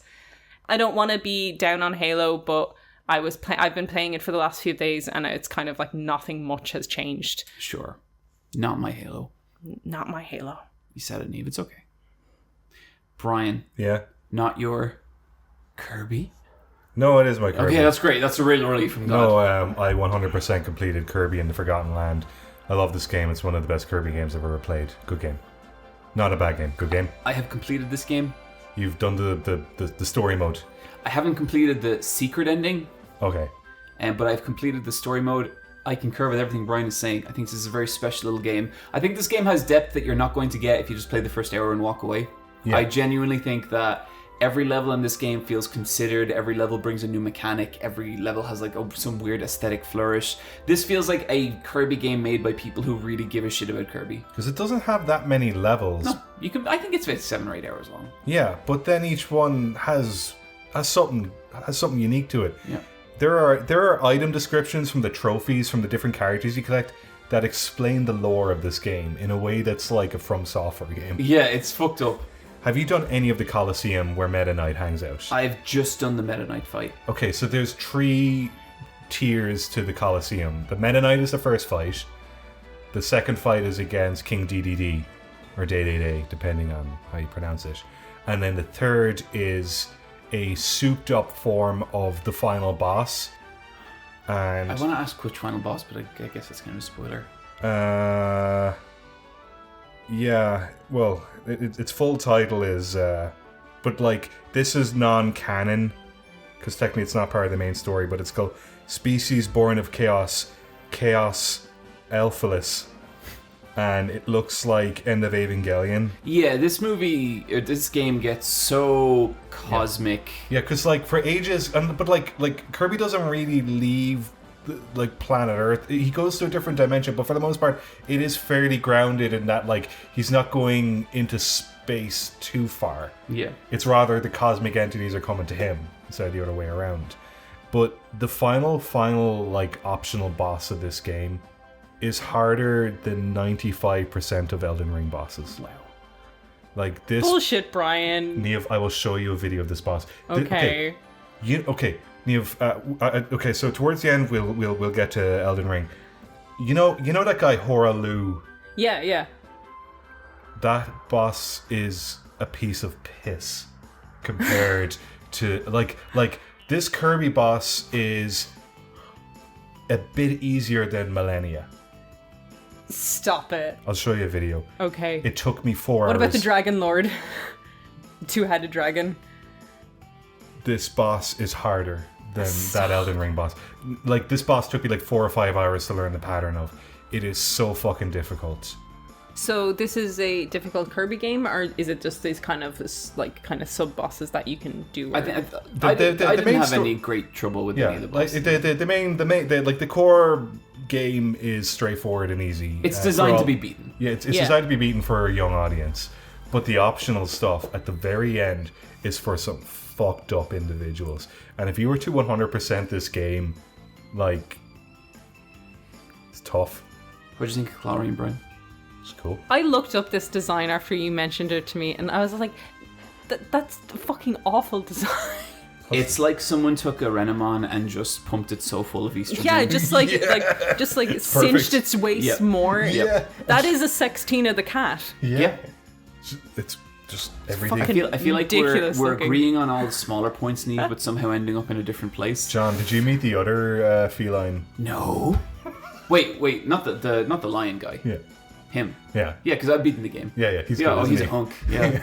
So apparently, according to one of the like statue lore, it's like they fell out because he got like taken over by the cosmic entity, but because she could only speak in meows and he could only speak in roars, they couldn't explain the situation to each other Oh, that's so beautiful and tragic. What do you think now, Niamh?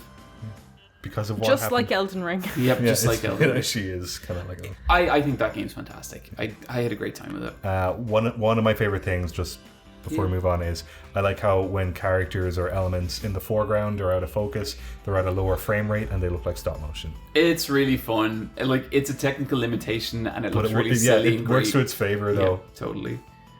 I can lend it to you, Niamh, but I will show you this boss Yeah, battle. look, I'd like to play it before end of the year.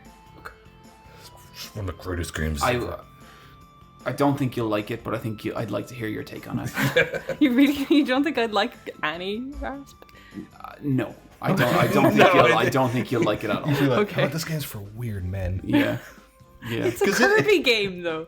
Yeah, it's kind of for weirdos. Look, my pitch was the sexy leopard, and you've batted that down immediately. Yeah. So I don't know what she has. Cake, Niamh. You want fucking cake? Do you know? Yeah. Okay, I'm sorry. Once you Google her, it's like Insta porn. Yeah. Well, like, I mean, I feel like she's pretty like NSFW as is. Yeah, you I know. Like even the like model that they put out there, I was like, oh Jesus. Yeah, I think like They accurate showed her fan for, art like- of her is risque. So a few months ago, they showed her in the trailer for a second, and everyone went, Yeah, I saw that and I was like, here we fucking go. Yeah. And yeah. Guys, I played Vampire Survivors. "What the fuck is this?" Yeah, is this something I'd like? I like vampires. She does survive. Yeah, oh, this is a weird one. So this is like a game you can buy for like $2 on Steam. So no.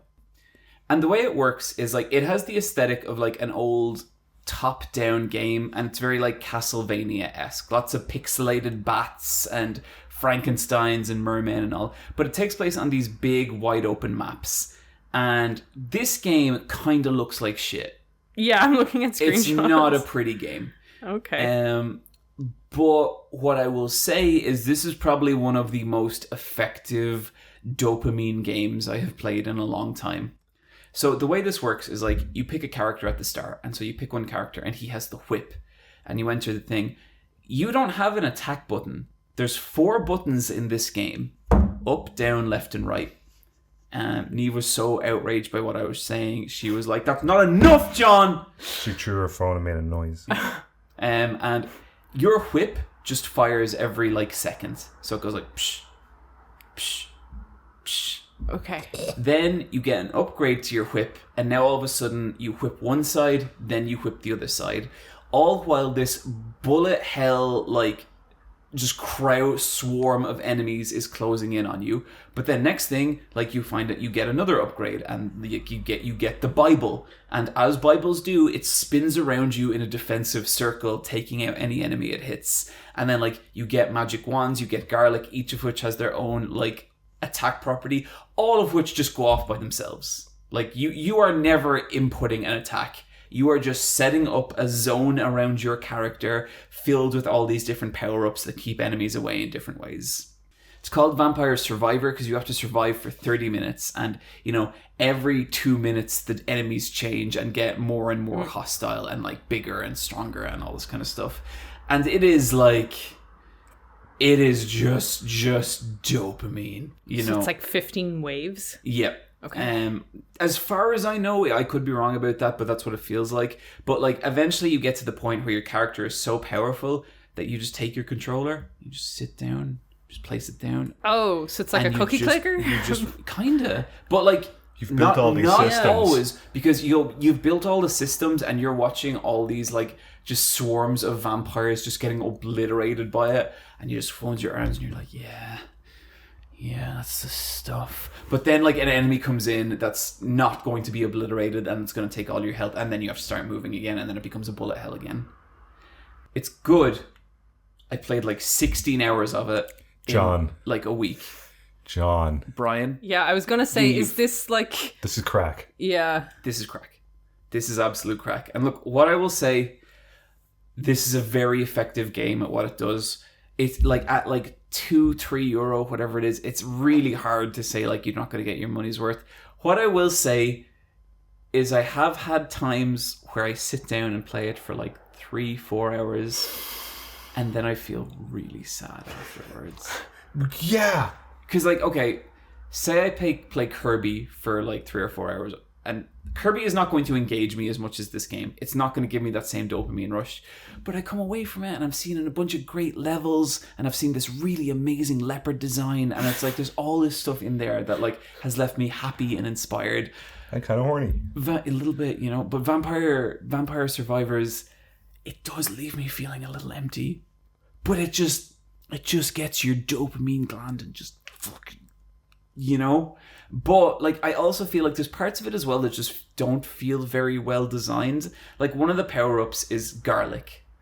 And every podcast I've heard people talk about Vampire Survivors on, everyone's like, oh, I like to use the garlic. And it's like, yeah, we all like to use the garlic because it's the best weapon in the entire game. It just creates an area of damage, a circle around you, that if enemies step into it, they die immediately. So like with the whip, like you're hitting the whip and sometimes you hit the enemies and sometimes you don't. With the garlic, you just walk into the enemies and they die. And like, especially at the start of the game, the enemies are so weak that if you pick your starting weapon as garlic or your starting character as the garlic character, you just walk around collecting experience and you just level up really fast like that. And like, I can't imagine a build in this game that doesn't work with garlic. And I'm sure there's one. I'm sure people have figured out crazy stuff. But every time I've survived, you have to survive for 30 minutes. Every time I've survived, it's with the same setup. I have the holy garlic, or I have the mega garlic and the holy magic wand. And every time that just obliterates every enemy around me. And so like I kind of feel like what dictates whether I'm successful or not in a run is kind of like whether those items show up or not. And that kind of bums me out about it. I think it's a cool game. I also think it is what it is, and it's a dopamine treadmill. And there is creative parts in me that I want my media to fulfill, and it does not touch them, but it does compel me. Like I remember after I finished the Berserk video, just really burnt out, really depressed, really tired. This game was exactly what I needed. You know, and I played it for like 4 hours and stuck on podcasts and stuff, and it's an exceptional game for that. It's sustaining. Yeah, but then like when you come out of that a little bit and you want something a little bit more fulfilling, it's not that. There's no substance. But then some people don't give a shit about being fulfilled. And if you just want something that's gonna grind those video game gears, yep, this is a game for you. And I do think it's very good. Like I do think it's kind of excellent what it does. What it does is just kind of heroin though. Gotta survive. They're my 3 S's. What are your 3 S's, Bryan? I think the first one was sustaining, okay, substance, and survive. That's beautiful, Bryan. Vampire Survivors by Bryan. Vampire Sustainers. I didn't play this game. John played it. I didn't play this game. I think you'd both like. I know. I'm not allowed to play these games. Yeah, I wouldn't. That's why I'm not allowed to play Fortnite. Niamh's just left. Yeah. Yeah. Oh, I'm sorry. It's the COVID cough. It's okay. Yeah. I hope we don't get COVID, Bryan.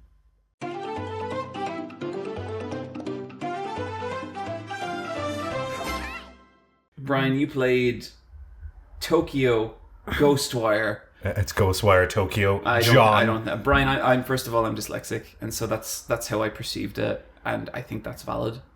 It's incorrect, but sure, if you think it's valid. I can't believe this. I've also played some Ghostwire Tokyo. I thought you were going to be like, I'm also dyslexic. I am also dyslexic. I know.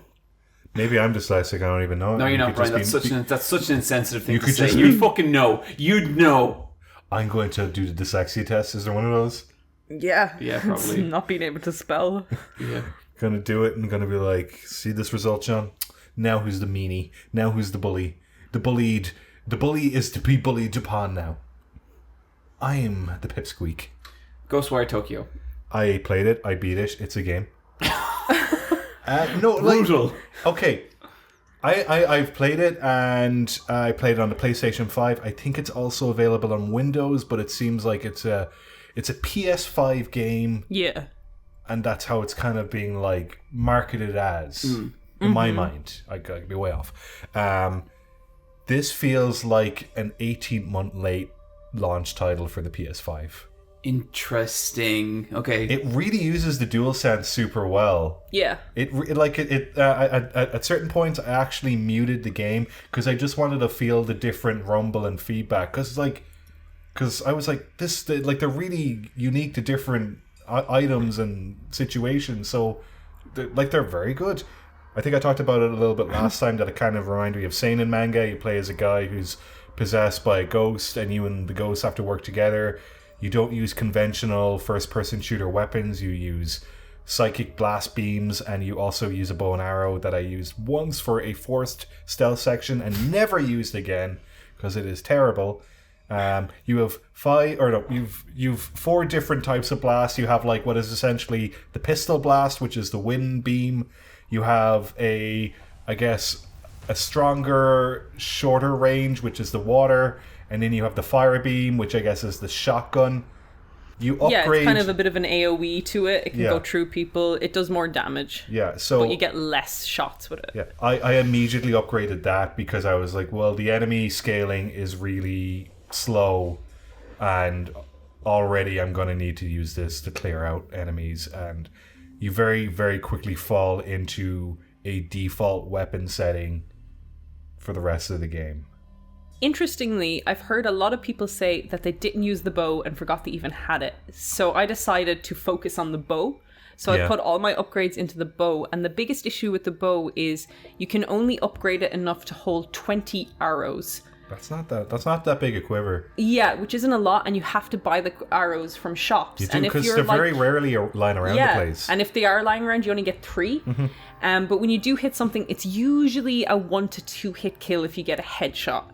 But most of the enemies don't have heads. Exactly. They're headless ghosts. That does present a legitimate problem here. And there is a trophy to get headshots, and I was like, oh, and I got a fair chunk of the trophies just doing the single player. And there's a lot of side quests in this game. They're fun. They range in terms of fetch quests to actual, like, you go in and you do a set piece, and there's like really fun, like, impossible room design, and they're great. The story is okay. Split across 6 chapters, but the last 2 chapters are only like half an hour each. So really, chapter 4 is the last big meaty chapter where because there's a hub world of Shibuya Crossing and a bit north, south, east, west of that. Part of me wants to, like, I haven't played this game. Part of me wants to play it to just, I kind of want like a virtual Japan simulator. Do you know what? I've played so when I was playing this, I had Google Maps up, and when Such a Bryan That's thing. the most Bryan thing ever. But like, because last time I was in Japan in 2018, I stayed around the corner from Shibuya Crossing. I was able to see the building that was the hotel I was staying in. They couldn't use, obviously, like the name and branding, but like it's a hotel there. But like, it's actually like 1-to-1, like fairly 1-to-1 accurate with Shibuya, and then heading north towards Harajuku. I've seen people describe this as a tourism game, and I kind of thought when people said it's because of its 1-to-1 Shibuya-ness, and that is absolutely it as well. But it is also a bit of a tourism game in the sense that it has all its trappings are very Japanese. Like when you like the Ubisoft towers in this is like Torii gates that you have to cleanse. Every collectible you get is something like very Japanese. It's like you get a scroll from the Edo period, or you get like a like historical item, or you get a item that has to do with like mythology or something. It's all cultural tokens. Yeah, all the side quests, like there's a side quest about catching a kappa, and you like leave a cucumber for the kappa to eat. They're not fun to do. And you sneak up around it, you know, you meet a tanuki. I did a side quest where there's a doll that like grows hair, and like I googled it, and of course it's like a thing in like mythology. In like there's just like every single thing there is extremely Japanese. Yeah, they really, really lean into the yokai. Yeah, so it feels very like if you have an interest in Japanese culture, then this is a great game for you. I guess my question would be, as Japanese developers, are they making it for like a Japanese audience, or is it very in mind that a Western audience is playing this game? Yeah, like to me it felt very global. Yeah, it felt very like... It felt like getting a really, like, you know, if you're going on a holiday to Japan, like picking up a really good, dense book of like stuff to do in Japan, and kind of with like a little bit of like, hey, did you know kind of facts like thrown in, which is quite fun. Like as a little weeb, I'm kind of like, oh, okay, this is really interesting stuff. This is like, it's nothing that's blowing my mind. Like it's kind of stuff you would maybe know occasionally from like stuff. Kind of picked up from osmosis from years and years of Japanese media. Sure. Exactly. Yeah. But it is quite... You're getting the context for it. Yeah, it's quite enjoyable in that sense. Like, you are going around, like, I got to... I had a mission where I had to scan the moon, the blood moon. Which I got a Fallout 4 vault outfit for doing. Yeah. Which felt really weird because it I don't has a Bethesda relationship. But, like, when you're up on the buildings scanning the moon, you can see Tokyo Tower lit up in the distance and stuff like that. So, like it is very much a tourism game, so much so that I don't think I could relate it to another game that does that. It's not, like, interwoven with the narrative really seamlessly, where you're kind of, like, learning little bits through its narrative. It's really just, like, here is Japan presented for a foreign perspective, I think. Which makes it interesting, but I would also love to know what their design brief was. Like, who was the imagined customer of this game? Like, the Yakuza games touch on some of that stuff a lot as well, but those games are also hyper Japanese for, like, Japanese people. Yeah. There's some weird mechanics in what you collect as tokens, or, you know, collect as, like, money and all that. You like... You level up throughout the game, but as you level up, your HP increases automatically. So you never need to put money or, like, you know... skill points into extending your HP, which is so strange because you have to do it in every other aspect of your character. And I get the feeling that at one point in the game you did have to do that, because...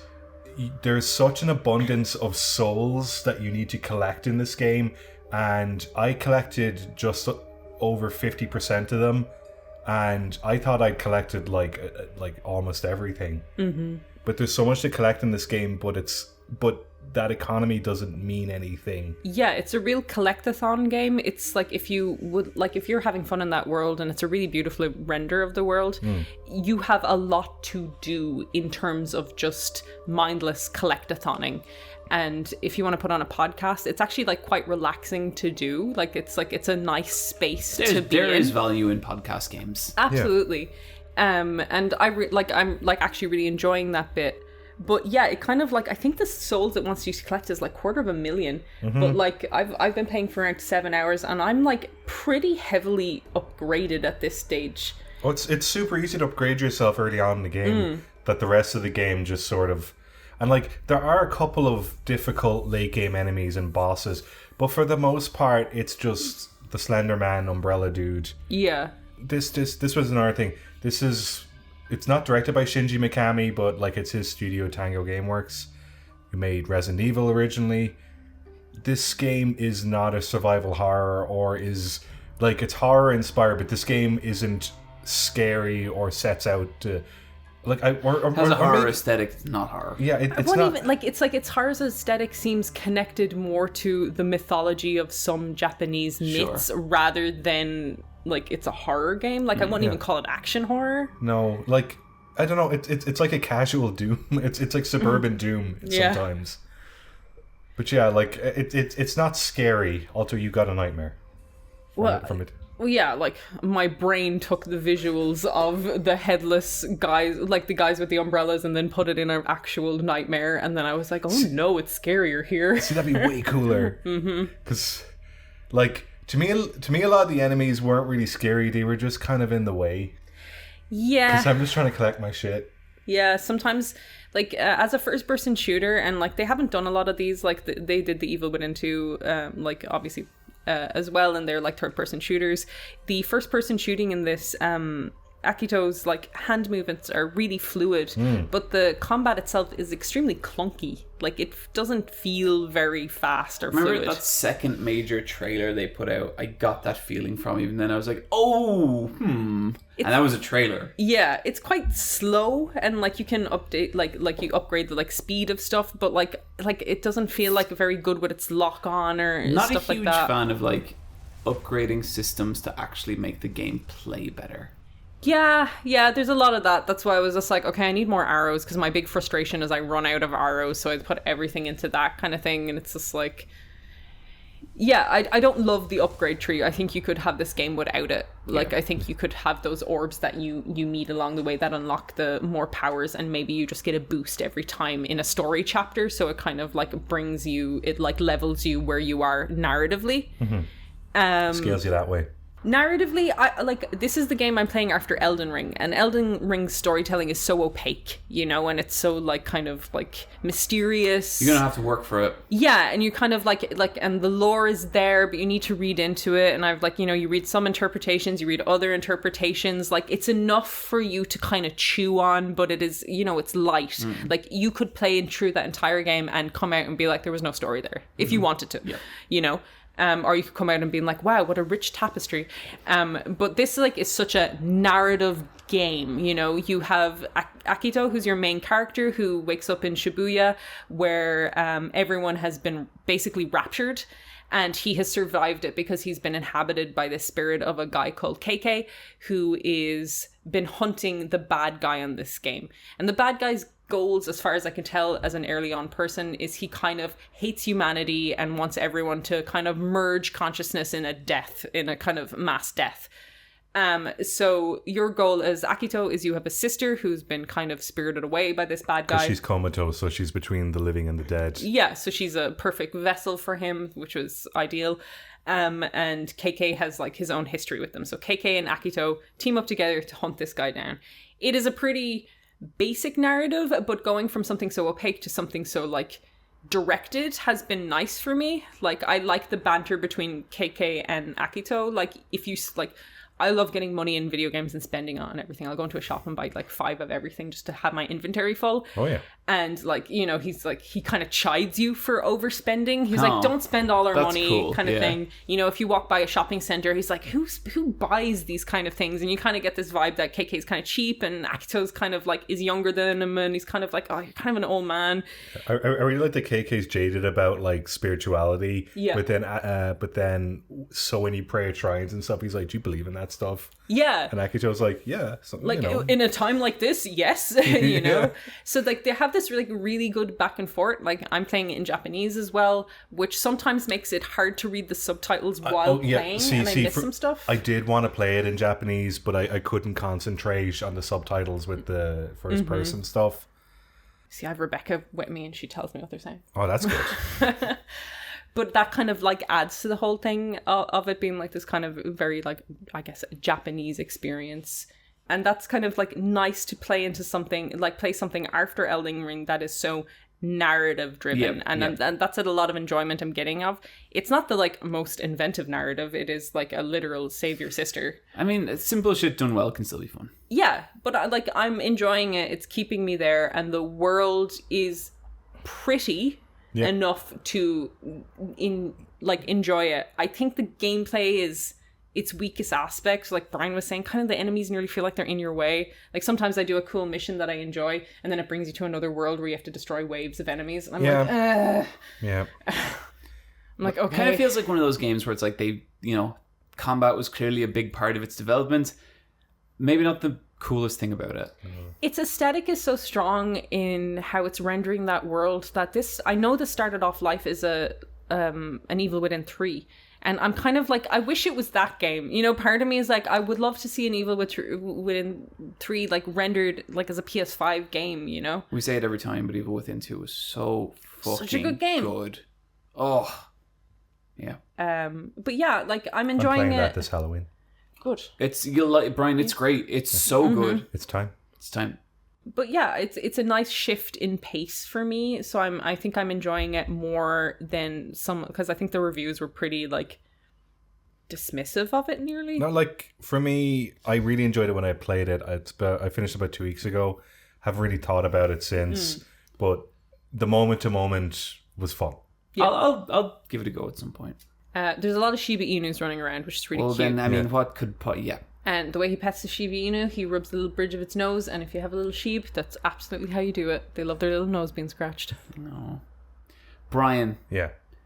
Demon Turf, Neo Splash. Demon Turf Neon Splash. Okay, close enough. This is the spin-off of Demon Turf that is a standalone game that you can just buy separately. I've not played Demon Turf. I've only played Demon Turf Neon Splash. Yeah, it's weird because this is like a €5 spin-off with the same mechanics and stuff. Yeah, but it's a neat idea just if you want to get a taste. Dip your toe in that little splash. But Demon Turf came out last year. Neon Splash, the follow-up, came out a few weeks ago.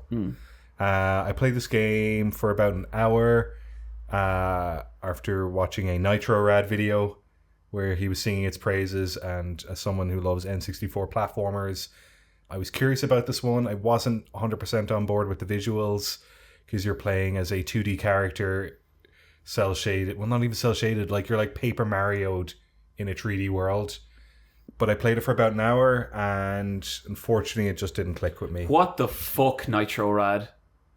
It's okay. Let's call him out. Look, YouTube influencer boxing becoming a Nitro Rad. Actually, I love Nitro Rad. His channel's great. Whenever he drops a video, and he's so enthusiastic and nice, and whenever he drops a video, I get so excited. No, like, this is definitely a personal taste thing. It just wasn't clicking with me, and I just can't like wrap my head around a 2D character in 3D space. I just couldn't get a sense of timing with the jumps and the that's fair. The comboing.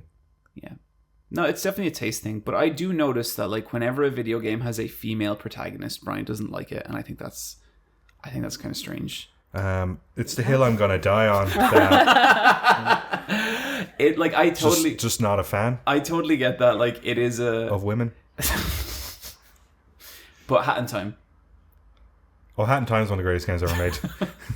Hat Kid, she is fucking brilliant. Yeah, no, she's cool. But I also played Neon Splash, and I actually loved it. I thought it was really, really cool. I kind of get it though, Bryan, because like I was looking at, I watched the same Nitro Rad video, and I was like, because it looks it looks like you're looking, you're like weird. You see the footage, and you're like, I don't know about that now. Yeah, and then like I kind of felt like, okay, I'm gonna play this game, and immediately I'm going to care about that, or I'm not. And I think it just depends which way you're going to go. But it just didn't bother me at all. And let me tell you, after playing Shadow the fucking Hedgehog, my appreciation for this game went so far up. Because to me, Demon Turf is what the Sonic team have been trying to do with 3D Sonic for years. This is like a high-speed, momentum-based 3D platformer. With like a really, really good targeted jump. Excellent targeted jump, and like you have something insane like 5 double jump options in this, and like learning how to control it and like how to do them all right is not really something I've done because it's hard, but it's fun, and like I love learning it. This is also a game I really don't think you can play this handheld on Switch. I think you need a controller because it just feels too fucking weird, and it's very too twitchy. precise. Yeah, but I was a big fan of it. Totally get why Bryan's not. But yeah, I think it's cool. I just think in the last couple of years, there's been a lot of N64 platformer throwback games. Started with Tori 3D. Yeah, well, yeah. I love Tori 3D. The one with the chameleon. Ukulele. Ukulele, yes. I don't like Ukulele. Did you ever play the sequel to that? The one that's kind of like the Donkey Kong Country games. Possibly. I might get it next time it's on sale. I have no real interest in it, but I have heard nothing but good things about it. Yeah, I think that was a good move. But it is kind of interesting that they kind of like stepped back and looked at what the contemporaries were doing with platforming and did it that way. But then like I love A Hat in Time. I love Tori 3D. So, and then the Tori 3D dev has a new game coming out soon about a kiwi. Oh, cool. And it's low poly 3D as well. So that'll be, I'm hoping that'll be good. But it's kind of just like, but then like I know as a kid growing up there was 3D platformers that I didn't like, but then as an adult I do appreciate like Chameleon Twist. I've never played that and I really want to. Is it good? Sorry. Cool. Yeah. Yeah. Iggy's Wrecking Balls. Iggy's Wrecking Balls. Did you ever play that? No, I'm more of a Buck Bumble man myself. Buck Bumble's pretty cool. Niamh, do you know anything about Iggy's? No, these could be drugs, like that you're like saying. Okay, Iggy. I just want to talk about Iggy's Wrecking Balls for a sec. Iggy's Wrecking Balls. You're playing like this weird, like round orb with like an extendable like limb that's sometimes a tongue or sometimes a weird arm, and it's a racing game. What's that game for the Super Nintendo? And you play as just like unicycles. Unirally. That game always fucked me up because like, what are they?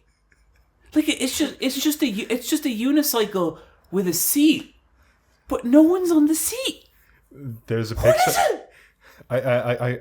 I think there's a Pixar short. One of their first Pixar shorts is about a unicycle that's sentient. Okay, well, if that's what's happening here, I think it's a continuity. I'd just like to know. Guys, I played Citizen Sleeper. What is that? Is this a movie? Yeah. What is like this? That does not sound like a video game, John. Like, come on. This is John. Bryan, I'm trying, buddy. This is John.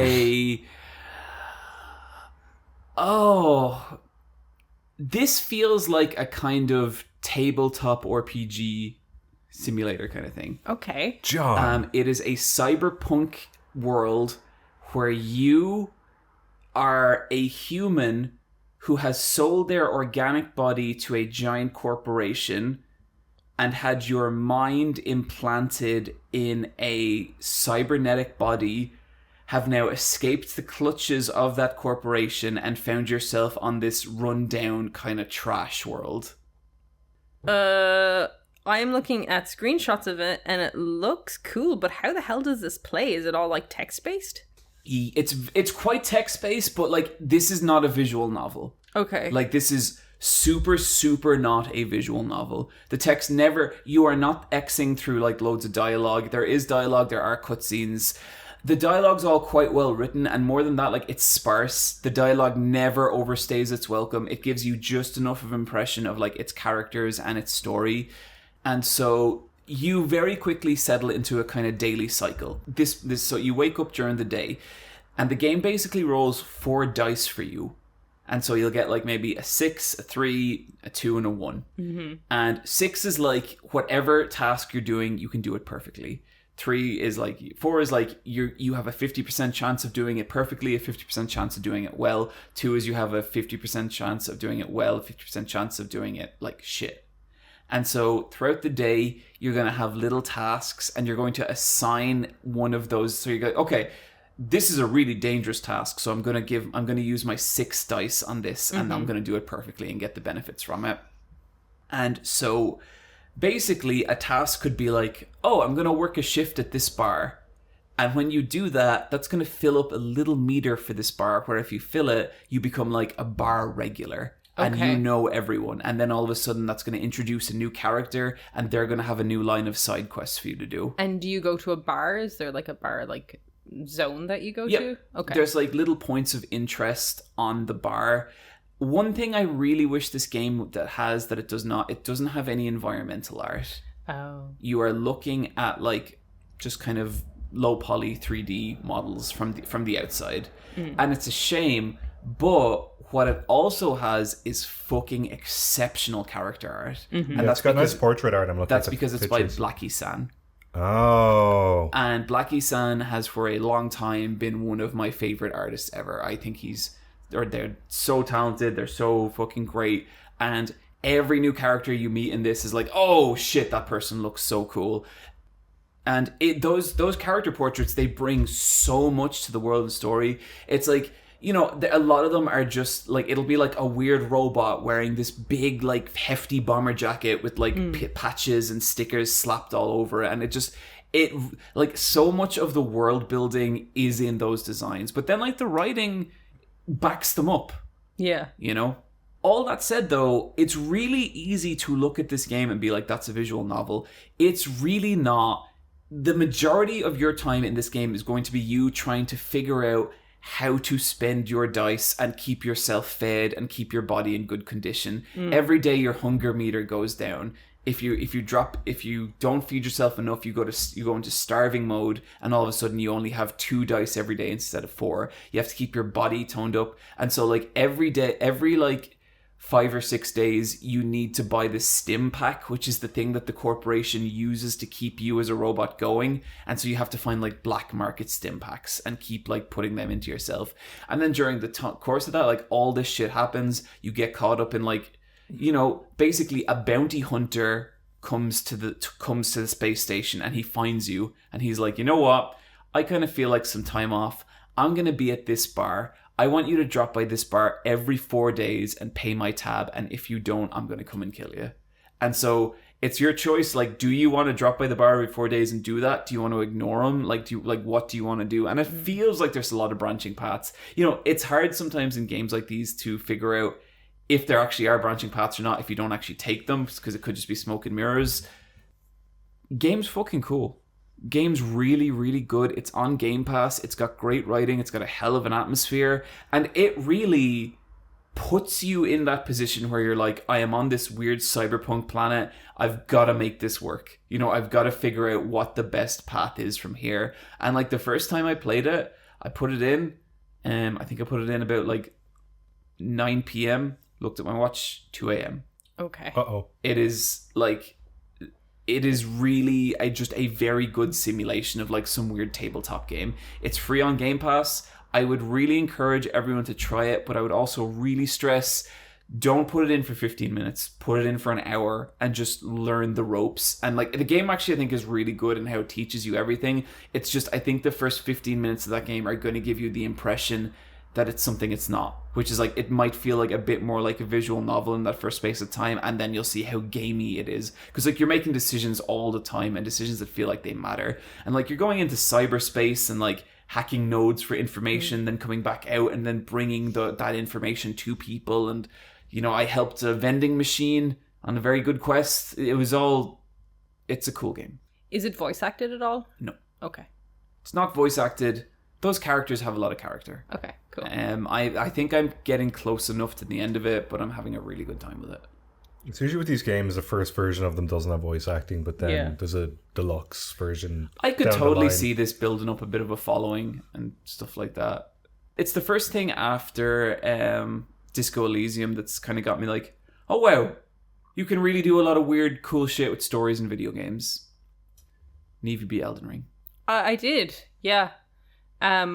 It took me 202 hours. Wow. Whoa. I did literally everything I could. I tried to fight, I'm trying to platinum it, basically. I've gotten so far that I'm like, I'll platinum it, and I just need to unlock another ending. And I have. With that, do the cloud saves. I did the cloud save, yeah. Yeah. Yeah, I finished it. 202 hours of kind of obsessive, like, claws in me gaming, which I have not really felt for a really long time. I tried to do every quest I could. I did, like, all of Alexander's quest, all of Dialyso's quest, all of, like... Niamh, did you do the loathsome dung eater? Oh, I did. What's he like? Is he good? Yeah, like, with some Elden Ring quests, like, you know, the conclusion is, and now you fight them. And like sometimes that feels I've gone mad. That's kind of always, that's such a Souls thing. Yeah, and it's kind of like sometimes that feels a little like anticlimactic. Put me like, out of my misery. Yeah, you if build you it can. up, and like, and it's like Alexander was with me for so long, and eventually he was just like, "Now fight me," and I was just like, "Oh, you're gonna lose though." And like I like the ones where you like got to like team up with them, like Selen's quest where you got to pick with siding with her or another character, and Millicent's quest where you kind of fought a boss and with her, like some kind of invaders with her. I like those ones more because it kind of felt more narratively fulfilling for me to kind of have these relationships with the character that I just didn't end up like murdering the shit out of them. And like there was like some characters like Vare where like you end up murdering the shit out of them, and that felt thematically correct, and I enjoyed that. So like I did literally everything I could because I was getting up to the 200-hour mark, and I was like, I need to do everything and never play this game again. And that's kind of the conclusion I came to. I will just do literally everything my first time around.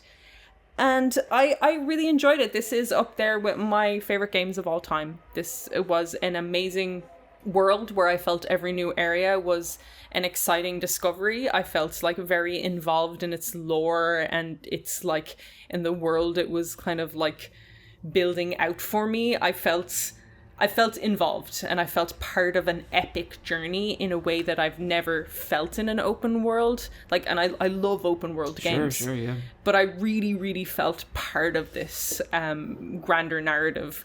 It always makes me sad with these games where, like you just kill shit all the time. But whatever. I like that too. And like I felt like getting stronger throughout it all, where I was like so naked and afraid at the start, and by the end of it I felt like an unstoppable god being. And like I was wearing armor, the armor that's a big cape and you just have a bra and like underwear with furry boots, and I had my little red pointy hat on. Like I looked like both badass and ridiculous, and that felt like sexy powerful. I did Fia's quest line to the end as well, and got my final hugs from her. So you're a Fia person over a Rami person? This kind of felt like an Edelgard versus Dorothea problem with me, where I think I was like... I like both. I like both too, where like my heart says Dorothea and Fia, but the narrative tells me Rani and Edelgard. So that's the one I went with, you know what I mean, for my ending. I kind of felt a little weird with the Fia thing, because like at this stage I had done Rani's side quest and we were married, but I was still like, hug me baby to Fia, and I was just like, do I have two girlfriends? Relationships are complicated, Niamh. Yeah. It's true. I gotta say, I did not love the last 15 hours.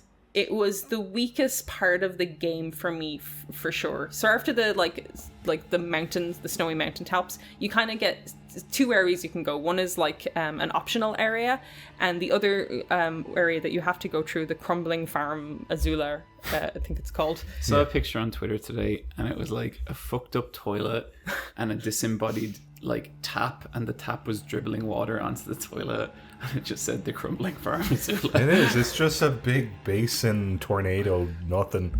It's so bland visually. The enemies are just kind of like, they're very recycled, or kind of like like a more difficult version of a kind of recycled enemy.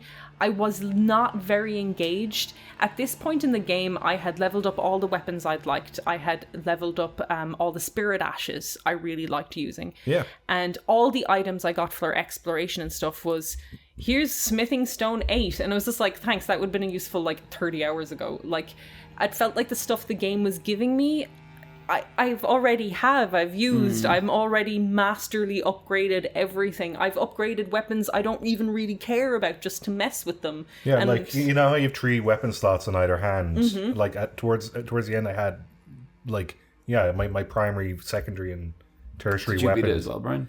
No. When I was fighting Millennia, she was in between a patch, and she was broken. And then you got the super healing Millennia. Yeah, and then I fell off the game, and then I decided I'll wait until the end of the year.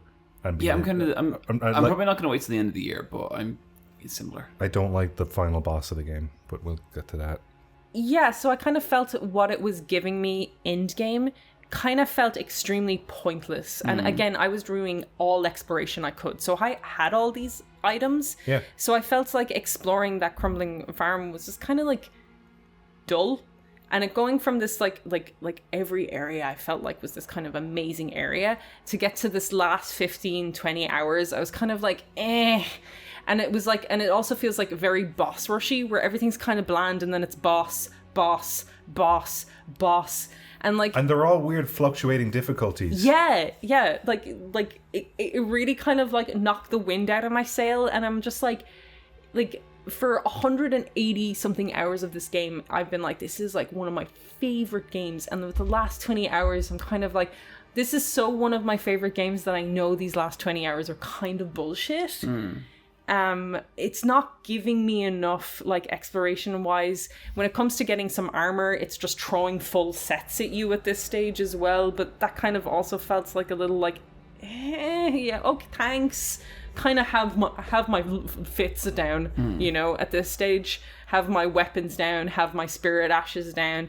So I didn't feel like I was being properly rewarded for exploration. You feel like you're kind of like you experienced everything in that game, which, like, you know, the game entices you to do, but at some point that kind of broke the experience. Yeah, I felt like too overpowered, and not like physically, not in the place that I was like creaming all the bosses, but like I felt too. My inventory was too full of everything. There were mechanics in that game that were now redundant. Yeah, like getting like clearing out a boss and like doing all these things to get like a grave worth like 8. Well, I was just like, thanks, question mark? Like, I don't need this. Like, I needed this 20 hours ago. Thank you, I guess. It didn't feel great, and I thought the location was kind of visually done. I think the area where you get like where you find Milena was more visually interesting, the tree root area. Oh yeah, it's cool. I love how you do the outside of the tree, and then you get down that elevator. Yeah. And you're like, oh, we are. These are some shitty aqueducts, and it's all poison. Mm-hmm. Scarlet Rot fucking sucks. Yep. And that kind of like Millicent's like quest line ends there. So I actually liked the optional area way more than I liked the critical path area. I thought the critical path area kind of sucked. It's so strange because she was like, in the collector's edition, there's a statue of her, but she's 100% optional. She's not. That was kind of my next question. She seems to have emerged from this game as the hard boss. I think she is. Yeah, she's pretty hard. I beat her. Like I summoned help, and like we did it. But like it took me a good while to get good enough to even let help work for me, kind of thing. But she also felt doable in a way. I was more frustrated. Dreadful. With like the final boss, Radigan. Did you like that, Bryan? Yeah, it was very good. It was a very rude joke. Yeah. The actual final boss of the game I found more frustrating. I don't like the Elden Beast. Yeah, the Elden Beast felt like I felt like I should have, like, I don't know, he had such a space between us at all time. Yeah, and the boss isn't interested in you. He's like doing a dance, and you keep trying to close the gap. I think the best thing I've seen is Joseph Anderson saying about that, how if Miyazaki came to his house and swore that they didn't forget to turn on horse combat for that boss battle, he wouldn't believe him. I kind of agree with that, because there's a place in the Crumbling Farm Azula before you fight Malekith the Blackblade or whatever. The tree sentinel outside. There's a tree sentinel outside. I have fought every single tree sentinel in this game on torrent. And this was the first one I had to deal with without torrent, and I was like, what the fuck? Like, I felt like so squishy next to it. So I ran past him into Malekith and fought Malekith.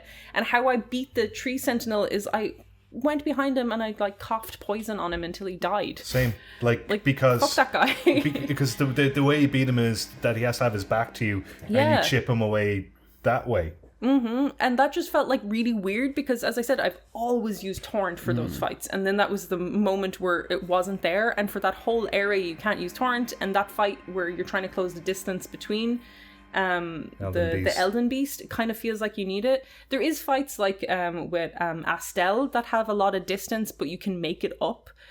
I really love the Astel fight. I didn't like that they recycled the Astel fight in that fucking cave. And it's like a purple version. I know, that was like more reuse issues. Like, I don't mind reuse in this game, and like especially when it's kind of like tree sentinels or like those like the big knights that you know they're in every dungeon Crucible or whatever. Knight, the Crucible Knights. I like whatever. For me, it was the hands showing up in the snowy area after seeing them in the castle library, where that kind of, I don't know, it just made more sense earlier on in the game, but then I didn't know why they were in the snowy area. Yeah. Unless they were severed giants' hands. I'm with Niamh, like, I think the Crucible Knights for me were always fun enough that I got excited when a Crucible Knight showed up. I like them being repeat bosses, but when you kind of has Astel as kind of part of like a critical main narrative path for Rani, who's kind of like your main character, to have that be the end boss and then to find it in a random dungeon, it's just kind of like, you should not be here. Like, it kind of just throwaway. Like, it kind of like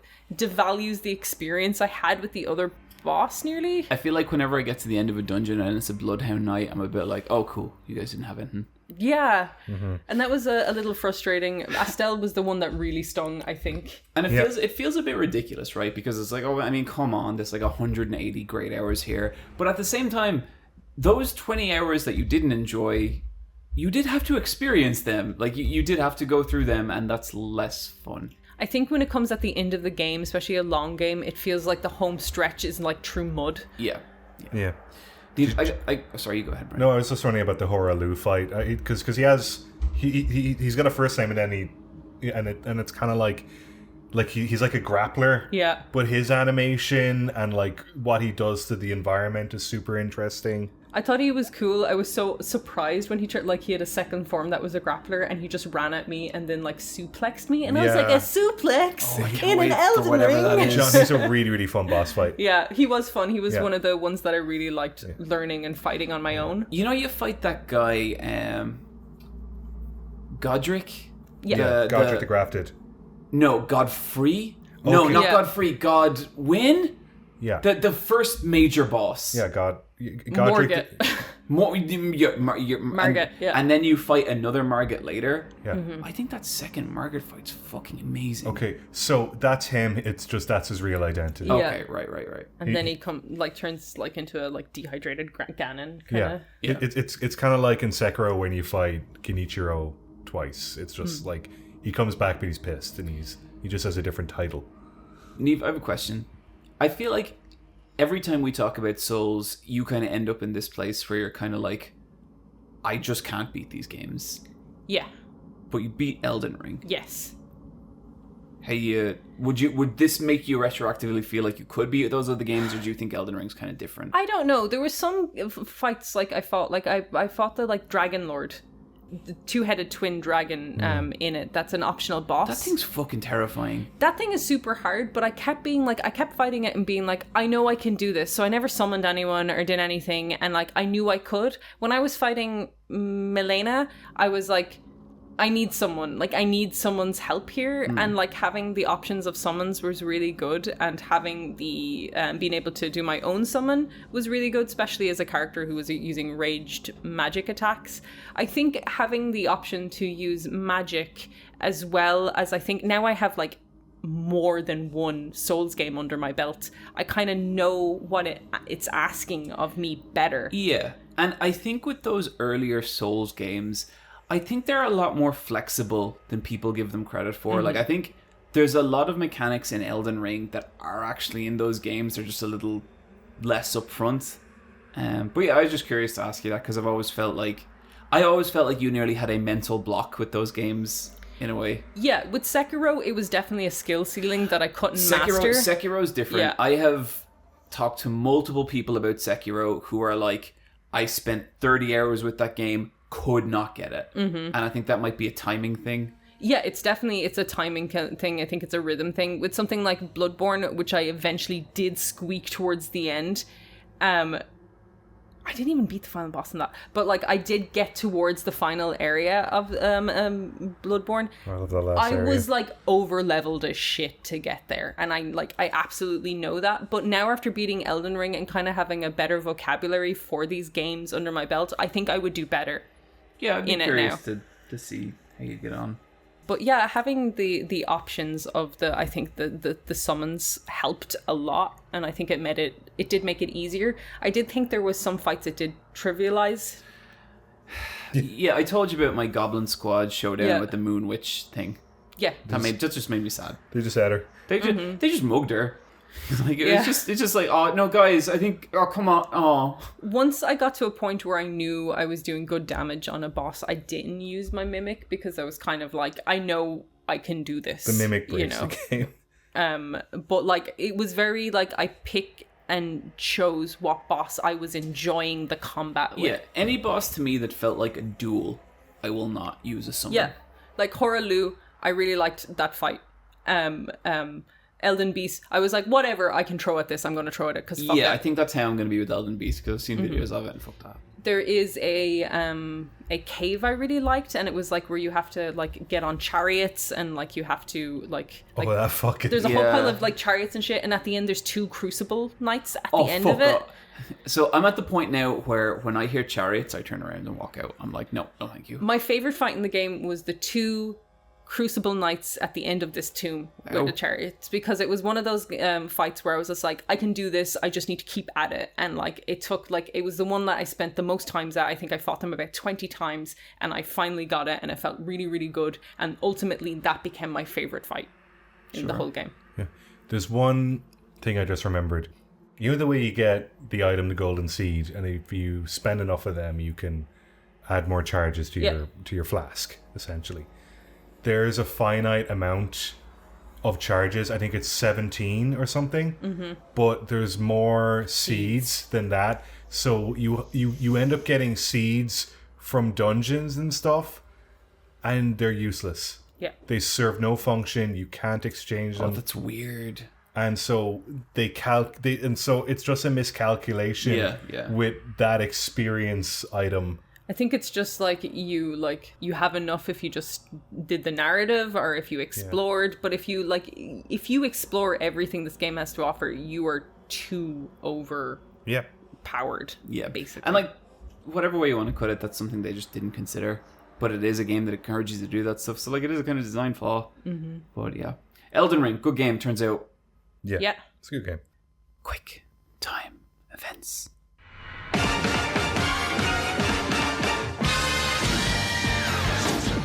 Video game news. I just want to say before we get into news, I really respect the lesbian fan artist's ability to make a lot of good ships out of Elden Ring. Very good. I'll bet. I thought there wasn't a lot of good female characters. Actually, they're all spirit ashes. And you can make them bang. A lot of sexy ghosts. Okay, Niamh, this one, I think you wrote it down here. Square sells all of its Western studios and IP. Good. Now they can't shit talk them every time they don't hit their profits. So this is like Deus Ex, Tomb Raider, those kind of series? Yeah, basically anything Eidos Montreal and Core do. Crystal Dynamics do. Square sold them. Square sold them, got rid of them, sold them to Embracer Group for a real like party 300 sum. million? Yeah, I think it was like that. And like, part of me is like, maybe it's good that Square doesn't have these, because these are the IPs that they have consistently just like publicly shit on, that they haven't sold well. Yep.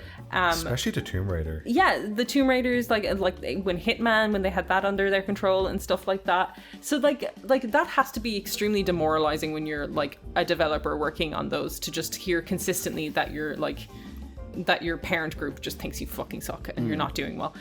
And like those games, like, they have a core audience and look great. Like all the Tomb Raider games look really good. The new, even like I didn't like the Marvel Avengers games, but like there's a lot of skill gone into parts of that, and like even the Guardians of the Galaxies, Deus Ex, like they are not big, huge, like a Last of Us. They don't expect to sell, at least in my mind, to everyone. They seem more niche. But the audience they have really, really like them. So it's just kind of sad to see them just being treated as like kind of something to offload. And Square has offloaded them to sold them off with their kind of intention being that they're going to use that money and invest it into kind of like the crypto Web3 space instead. Well, I don't know, Niamh. I think this NFT stuff is really taking off. I feel like it's so short-sighted. Like you're looking at stuff like Sony really being like, you know, first-person narrative games are like something that's gonna like sell our consoles, and that's important to us. And like Xbox now, Starfield has been delayed and it's not coming out, and people are like, what are the big games? And you are selling off wholesale like games with like 20-30 year like IPs like behind them. Like Tomb Raider has a passionate fan base that is gonna show up to that no matter what the fuck they put out. Believe me, I've been there. The last 3 games were very and good. And she's right here. Yeah, like Deus Ex, like people play those games, so it's just like it feels like extremely short-sighted. Embracer Group, I don't know who or what they are, but they seem to be collecting developers. There's nothing sinister about the Embracer group, Niamh. Just embrace us. Yes, and I have something to announce about this podcast. We have been embraced. We have been embraced. We got bought out. And we are fully supportive of our new overlords and their decision to consume all and their decision to just buy games. No, we're free. Not anymore, Bryan. No, John. Bryan, put the jacket on. Bryan, put the jacket on! Embrace the new way of life. Don't forget to call your wife. Keep going, there's another 4 verses. Feeling good, got the strife. Embrace a group Put for down the life! I was gonna say. Put down the Down a knife. knife. I was gonna say put down the knife. Come on. I don't know. That's not what it is. Yeah, I don't know what they're going to be under Embracer Group. This is... Are they really call Embracer Group? Yeah. That's some fucking name. They have like Tiny Tina. Oh, cool. They have the Borderlands IP. The Borderlines. The Borderlands. The guy's a gas mask and he's like, bang. He's like, "Pow, motherfuckers! I'm the Joker." I'm Rick and Morty. so I love Rick and shaded. Morty, I don't care. Maybe they'll leave them alone and let these like really good developers make what they want to make. Maybe they won't. Who knows? I guess all these IPs are in a bit of a grey zone and we'll only know what they are when we see them. I guess especially when you think of Deus Ex, it's hard for me to imagine that Deus Ex is now in a worse position than it was with Square. So, we'll see. Yeah, that's kind of it. Nintendo Indie World. Yeah. Gunbrella. Gunbrella looks fucking brilliant. This was a showcase of indie games coming out in the next 12 months. Some were available right after this video. Some are available in like 2023. Gunbrella is from the devs behind Gato Roboto, and this looks fucking brilliant. It's one of those games where you have a gun, umbrella, and you're like this cool dandy looking fella. Looks good. Yeah, looks good. Looks like a much more ambitious game than Gato. Yeah. And that's cool. Like, Gato was fucking cool. It was a very small, tight game. Yeah, it was like an hour and a half. It seems like they are, they're trying shit, and I think that's cool. The devs behind Going Under have a Souls-like featuring a crab called Another Crab's Treasure. That looked pretty good. They... Look jank, but look good. At the start of that trailer, I was like, we don't need another Souls-like. And by the end of it, I was like, The bosses look class. Yeah, they look pretty good. There's just like crabs with knives And some of attached the to them. mechanics look fun. Yeah, and like I do, and like it is true about crabs. The crabs are kind of like the magpies of the seas, where they'll just find objects and they'll covet them. So I do think it's funny that they wear like knives and forks and cans and stuff as armor. Then there was another one called Elec Hedge, and I don't know if you've been watching Mark Brown's Game Maker Toolkit. Mm-hmm. Yeah. You know how he's been trying to make this magnet game? Mm-hmm. This is kind of that game. Okay, for a second, I thought you were going to be like, and this is that game. No, like I watched this and I was like, oh, this reminds me of the game that Mark Brown's trying to make. And then I checked his Twitter and he was like, yeah, I've seen it. Looks like a way better game than mine. And everyone was like, Mark. I don't beat yourself. But yeah, Elec Head. I think that's out later this year. I think I it's guess out that's in the summer. game development, right? Yeah. Can you imagine if Mark Brown released a game or released a video just shitting all over Elec? Like, he's such a level-headed, nice man. He just gets really salty He at just first. released this poisonous fucking video on this game. People are like, I don't know, man. Doesn't seem like you're making your facts straight. And he's like, Oh. no, like it had me curious, but it was like, oh, this really reminds me of what Mark's been really passionate about the last few months publicly on the internet. Think about how many times that story happens in game development and we don't know about it. Yeah.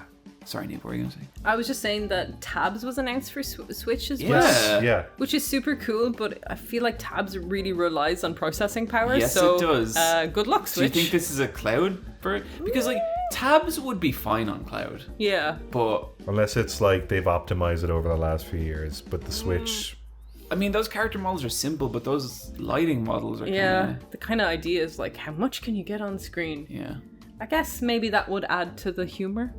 Because it is a pretty funny game. I checked back in with it recently and they added a bunch of new factions and it's... Oh, cool. It's cool. There's pirates in it now. Hell yeah.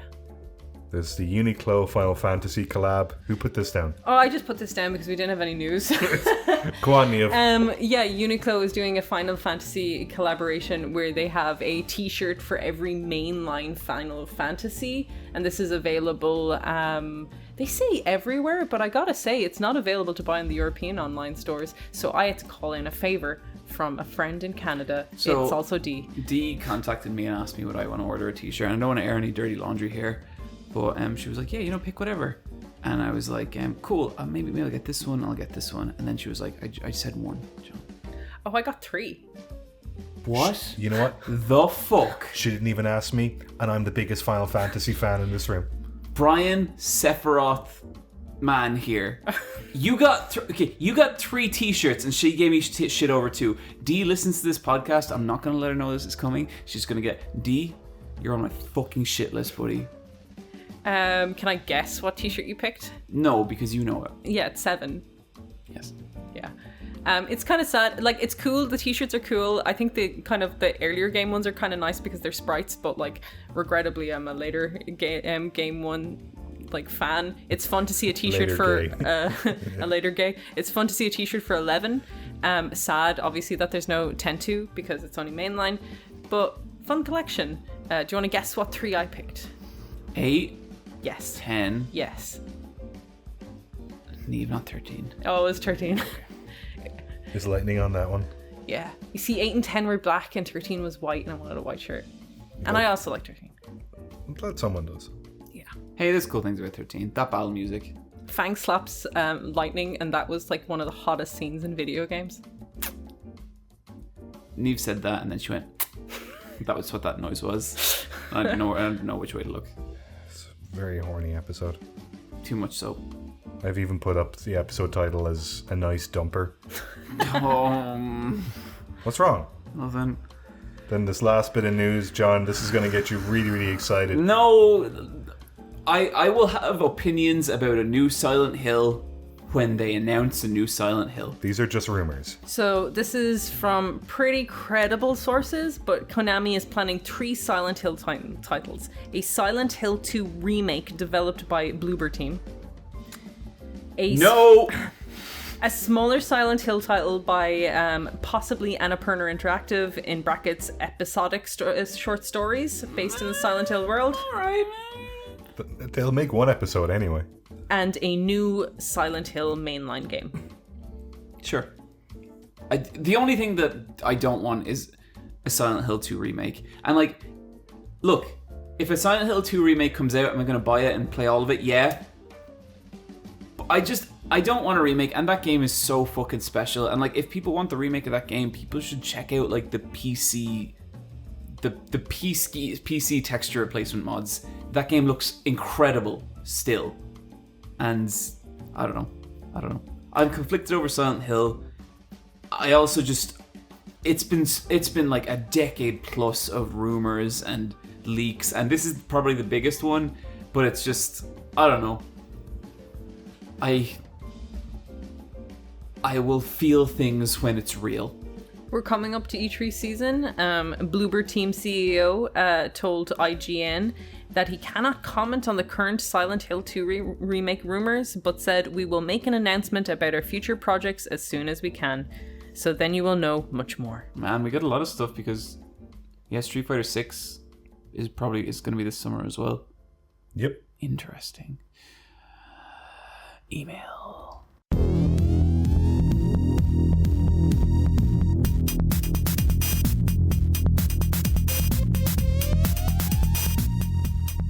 Notice I said email because it's getting late. Email. We were all too fat and we had too much to talk about. Yeah. We're nearly talked out, but we're going to talk to one email.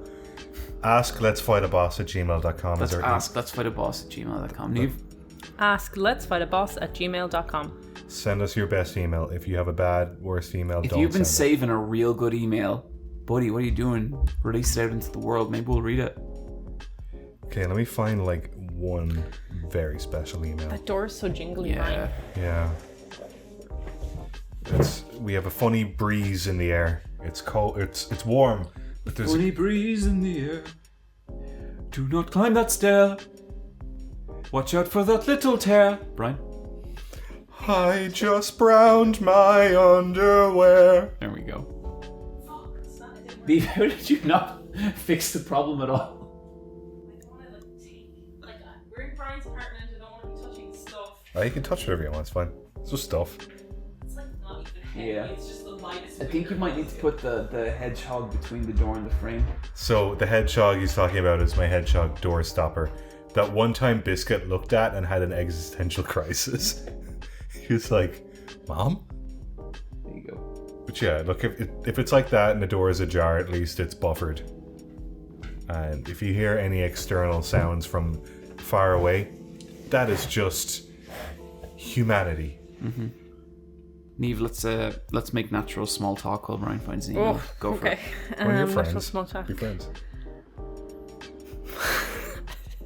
Niamh is looking at me in a way that I find deeply terrifying and regret engaging in this. That's just my face. It's like, I don't know, it's intense. No, it was like kind of nervous and then delight and then confusion and then back to delight, and I don't know where all this is coming from.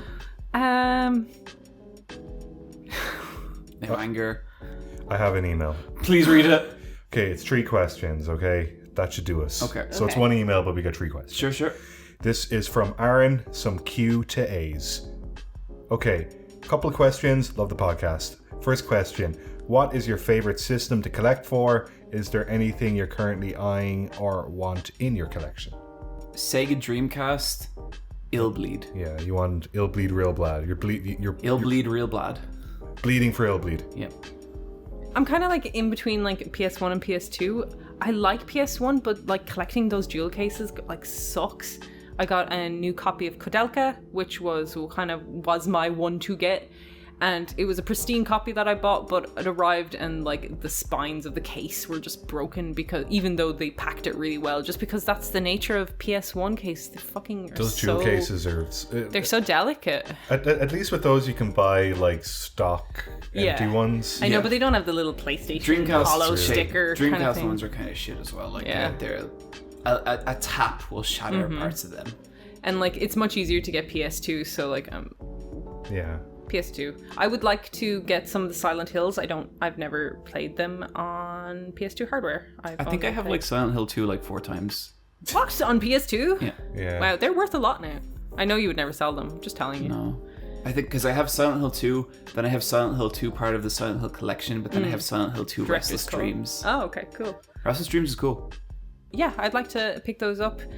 Pro tip, if you are a PAL collector, the English copies of things are extremely expensive, but if you buy like German copies and stuff, there's a language select and you can get those games for like around €30. Yeah, because That's most true. of them are just the same games, aren't Yeah. they? Because like they were like, well, we're not printing different language Yeah. versions. We're just going to put it all in. It's There's a just- few yeah. games where they are locked to the region and they have like a language for each area, like Vagrant Story is that like that, where there's a French copy, a Spanish copy, and like an English copy, Weird. which Because makes there's so much text in that game, it's Yeah. locked to the I guess that makes sense. disc. But you can check that on a site called Redump to see what languages and stuff. It's the same with Wii U and 3DS games. The PAL copies of those games, the console system picks the language. And 3DS games have escalated in price, obviously, and Wii U games are very niche now. My system I collect for at the moment is GameCube, but I think I've almost collected everything I wanted to collect on it. I only have like maybe 1 or 2 games left. What are they? I wouldn't mind owning Gadget Racers just so I could say I own it. That's an incredibly rare GameCube game. It's just got a little car. And then I can't think what else. Maybe Bait and Kato's just own it. Yeah, that's an interesting cover. Yeah, exactly. It's just some cool man, woman shape. Yeah. Okay, then what are the most important lessons you've learned from media, games, anime, TV, etc., and how do you feel about revisiting them these days? Oh shit, that's a big one. Yeah. I guess right off the bat, the one that comes to mind is being a teenager and watching Evangelion and kind of coming to the conclusion that no man's an island, that you need other people, was kind of profound at the time. Because my dad used to say that to me, no man's an island, Niamh. And I was like, shut the fuck up, I don't know what that means. And then I watched Evangelion and I was like, oh yeah, no man's an island. We're social creatures. I find revisiting it extremely comforting. but I relate to different characters now, like Masato. Yeah. You watch yourself become Masato, don't you? Mm-hmm. I think Silent Hill 2 was a big one in that it taught me that depression and mental illness exist. And I still to this day think that game, like, less so what it says in its story, but more so the just feeling it creates through its like aesthetic and everything is one of the just a very pure expression of what it feels to be like really deep down in like an emotional spiral. I think Dragon Ball Z shaped a good 30% of my personality. I'm not going to dive any deeper into that, but yeah, those would be two big ones for me. I'm trying to think of one. I can't. Nah, Bryan just came out Bryan. I was going to be like, Fight Club. I mean... But see, the thing about Fight Club is every time you watch it, it's like 10 years later and there's a different takeaway from it. I feel like I've watched Fight Club at 3 points in my life and I watched 3 different movies. Yeah. It's like I just would never associate Fight Club with the Bryan I know now. I would be way more willing to associate like CKY or Jackass with you than like Fight Club. Yeah, like Seiko and Jackass are great. I think early college Bryan, when I first met you, I think I would definitely associate more. You were much angrier back then. My sisters were really annoying. But I think you also hung out with a bunch of other like teenage boys. We just made movies. But some of them were nice and some of them were less nice, but I think some of them kind of influenced you in that way. In terms of like Fight Clubby stuff. I'm trying to think. Yeah, like the Fight Club stuff is just fun because it's like, well, man, you don't get what you always want, but you can. Yeah. No, I'm trying to think of the CKY Jackass stuff is really fun in the fact that it was like, oh, you could just go and make your own movie. I love that about it. Though talking about like angry teenage boy, the filth they say in those, like they have aged so badly, and every slur you could think of is said, and like so like I go back and I try and watch clips of it on YouTube now, and I'm like, for fuck's sake. I think Kirby, Bryan, I think that kind of affected you in a lot of ways because I think like so much of your aesthetic is rooted in that like weird, soft creature stuff, you know? Man, Kirby's so good. Yeah. He's just a lovely fella. Just a lovely fella. So yeah, Fight Club. No, The Matrix. Yeah. Yeah, that's a big one. Wake up, people. I remember watching Matrix on VHS on a really small TV with my brother and just like knowing we watched something important but not being smart enough to know what the fuck it was about. Yeah. So we were just like, that was weird. Yeah, it was weird. But like, good. Yeah, good. And like, just like two stupid like country kids being like, that feels important, but we do not know how. Okay. Do you ever feel overwhelmed starting a game or series and end up procrastinating it for so long it resides as an omnipotent entry in your play watch list? Constantly. Yeah. Yeah, that's normal. Especially if it's something that other people really like. Because I'm like... But then it becomes where they're recommending it to the point where you're like, no, I will. But then they keep recommending it that you get annoyed. I just think you should watch Chainsaw Man. Read Chainsaw Man. I read it. Was it any good? Yeah, it was great. Yeah, it's cool. Yeah, I definitely feel that way to the point that like I've been like, Halo is my go-to, like turn off my brain and just play something game. And I told my partner, I was just like, if you see me playing Halo, stop me and tell me to play Ghostwire. So every time she comes into the room and I'm playing Halo, I get a wave of like disappointment in myself. Yeah, that's pretty good. And that forces me to do it. I think there's like maybe just in your head being like, I am putting away time to start this specifically, because if you don't do that, you will just go to the comfort food rather than starting a new chapter. It's hard, like especially if you have a busy couple of weeks.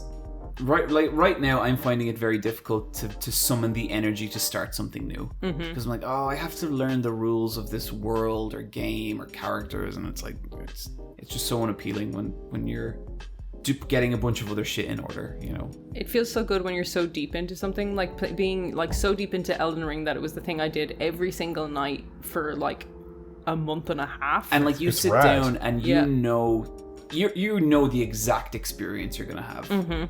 I love that. And then moving on from that, it's kind of like there's a little bit of like depression afterwards because you're just like, okay, I'm moving on to something that has so wholly consumed me, and now I have to start something new.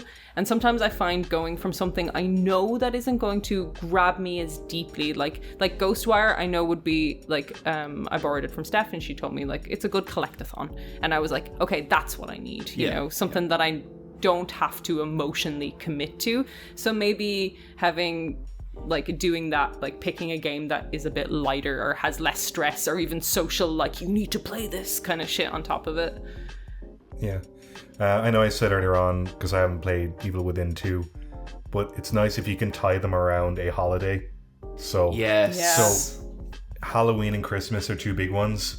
Because Halloween, you get in the mood for some spooky stuff and you want to, you know, like horror games make sense. But then with Christmas, you end up with a lot of free time, or if you have a bunch of traveling ahead of you. What happens to me is that I'll either read a manga week to week, or I'll leave it like I did with Chainsaw Man. And when it's all done and dusted and collected all in one thing, then you read it. Yeah. And that's kind of nice too. Like the series is going to be there waiting for you when you're ready. I do love that like Christmas game.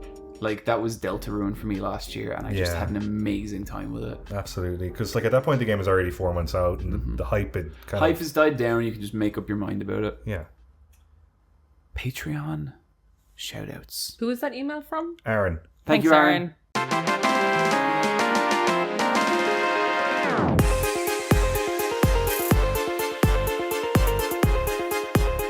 But also thank you to the patrons. See what I did there? Yep. Patreon.com/LFAB. We need your money. Look, Niamh's bail was a lot. And we're all hurting. And I don't want to put too much of a downer on this podcast, but they've said if we can't pay the next bit, they might take her back. They'll lock her up and throw away the key. You know, me and Bryan do not have the charisma to pull this podcast off by ourselves. It's just a fact. I don't like him. Yeah. Don't like John. I was a very angry young boy, still am. Let's keep Niamh out of jail. Neil out of jail. Patreon.com/LFAB. Keep Niamh out of jail. We have a lovely Discord. There's a channel called Patreon Shoutouts. If you write something in 2020, it'll get read out in 2022. Niamh, you got this first one? Yeah, this is from Artemis, and it says, Niamh was my gay awakening, which is like the kindest thing anyone has ever said. She's very good. I'm a big fan of her. Thank you, Artemis. And also, like, kind of bad for you. But also, thanks. Sometimes when you get a message like that, like, oh, you're my YouTuber crush, it's like, oh, dude, aim higher. Like, come on. You're like, thanks. Shut up. I mean, the lesbians that are anyway good are really dropping by like flies. Like Cara Delevingne is out there like acting like a gremlin. We don't have much left. All the better for Niamh. All the better for Niamh. This is from Nameless Dragon Rage. Alex the Lion, what the hell are you doing here? Is that the Ben Stiller line from Madagascar? John, do you remember you got a t-shirt? So one time John's partner's parents were like, we got you a present from somewhere. Michelle's mom is the sweetest woman. I just want to make that clear. But they were on holidays and they brought back like a present for you, but it was a t-shirt of Alex the Lion from Madagascar, just like with his arms open, like, whoa! On like a bright red t-shirt. So Bryan, there's two things about that item I think you might be forgetting. One, it was a sleeveless t-shirt back before I wore sleeveless t-shirts. And two, it said the word in like impact font, buff. And do you still have it? No. Because you said you were going to hang on to it for a thing. Probably. I say a lot of things, Bryan. Bryan just did like an angry little sigh. I was going to make you wear it for my birthday. I'm sure if that's what you want, Bryan, I can track it down. If that's what you want to blow your birthday wish on. No, I have a better birthday wish. I'll tell you later. Okay. This is from Huacha. Chibi Robo for Smash. Yeah. Same, bro. This is from Poppy94. This shout out really embarrassed me for a year and a half, so I went back and edited it while there was still time. So I think I'll think of something to say later. I don't know what to say. Hello from the lad who had a heart transplant. Holy shit. Okay, I think this person was in one of my Patreon streams and they had a heart transplant and they told me the fucking craziest thing. They asked the surgeon to take a picture of their heart next to their new heart. Wow. And did they do it? The surgeon? Yeah. No, he has that picture. I should ask him to send it. But yeah, it's one of the reasons I like doing Patreon streams. You meet fucking crazy like stories like this. That's brilliant. I still think about that all the time. That was such a good conversation. This one is from Boy Blue.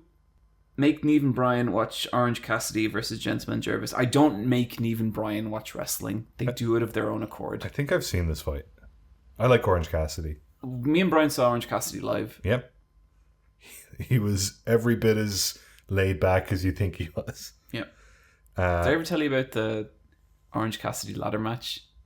Oh yeah. He wouldn't get up the ladder. No, he came out and he went over to the commentators and he just said something to him. You couldn't hear what he was saying, and they were just like, "Yeah, no, Orange, you you have to set up the ladder and climb to the top and get the belt," because like he doesn't watch wrestling.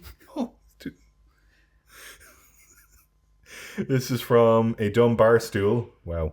Can you all take turns saying, "Nick, your Bowser is whack," but add your own flair to it, as long as the sentiment is there? Okay, I'll do the first one. Okay. Nick, your Bowser is whack? No, wait, the question mark is outside the quote. I'll try again. Okay. Nick, your Bowser is whack. I'm just going to like say it in the same way that Bryan said it because it's left in my head. Okay. So you want me to go next? Yeah. Nick, your Bowser is whack. Nick, your Bowser is whack. Full range of human emotions there. Wow. There was so much concern. I know. And so much dismissal. That was great. Yeah, it was really good, Niamh. Loot drop. I see. Do we got loot? Do we not? There's a new wild way of doing things. I have one. I'm gonna loot drop their Kendrick Lamar new album. It's very good. You're listening to albums that you're listening to new albums? Mm-hmm. Kendrick That's Lamar, amazing. his new album's great. Thank you, Limp Bizkit. It's set him free. It's a very good album. I'm sure this seems like the kind of album where there is a lot of thoughts and probably a lot of very hot takes and controversy about it. All I knew is I think that those their beats are good, the rapping's good. There's a really beautiful song I feel like about. I don't know what the fucking online buzz is about this, but there's one about him talking about his aunt and his cousin, both of whom are trans, and his experience with them. There's a trans person in my family, hit home in a lot of ways, and I just thought it was a beautiful song and a really great album. So yeah, check it out. Did you listen to his previous album, Damn? I've listened to songs off it, I haven't listened to it. Okay, because he has a song with U2 on that album, and it's like actually really good. I mean, he's and like U2 very good, and U2 are used like correctly. Like Bono comes in, and you're like, yeah, okay. Why, Bryan? You got loot. You got a piece of loot. My partner Rebecca is running a mini marathon in 2 or 3 weeks' time. Depending on when you listen to this, it says at the moment 19 days to go. But I'm going to post her Give and Gain, which is her fundraising, and it's for the VHI Women's Mini Marathon, and she is raising money for Breast Cancer Ireland. Yeah, please give to that. And my one is Rina Sawayama has released a new song called This Hell. It's pretty good. I love me some Rina Sawayama. Cool. That's going to do it. Guys, listen. I'm going to be at London MCM Comic Con. And I'm going to be doing... Do you guys really want to go? This is going to be a real over and back affair. And I don't think you'll want to be there. I'm going to be meeting some people and doing some stuff with them. And there's going to be a lot of standing around. It's going to be very frustrating. Well, this is the first we've heard about it. Okay, I am aware that I am meant to run all my international travels by you guys, and I didn't do that this time, and I'm sorry. You ranted the other thing about me the other day. What thing? I don't want to say it on the podcast. Okay, we shouldn't. But that's because you're a bodyguard for that. That's different. Okay, well, John, protect yourself in London, okay? I'll probably get into all kinds of crazy troll. If you've any presents for me, Niamh, you can give them to John at MCM London and he will bring them back to me. For fuck's Yes. sake. If you have presents for Bryan and Niamh, and only Bryan and Niamh, give them to John. If they are larger than a finger, I'm not taking them. No, well, like, he can make room. Anyway, look. That's a really good idea, actually. I know. Now we don't have to carry that shit. Anyway, 3 p.m. I will tweet out the location on the day. I get scared whenever I do a meetup that no one's going to show up. And then someone's going to take a picture of it. And then people are going to make fun of me. But please don't let that happen. It never does. But I get scared. 3 p.m. London, MCM. See you all there. Bring gifts. That's going to do it. For this hiatus crashing episode of Let's Fight. I thought we did pretty fucking great. I Yeah. didn't feel any rust. How long do you think this episode is? 3 hours, 10 minutes. Weird. 2:45? Hell no. Oh, 3:20? Oh, 3:15? 3:2. Stop it. 3? 3 exactly? 3 exactly now. Feast, my children. Well, without the editing. I don't know. Bye. Bye. Bye.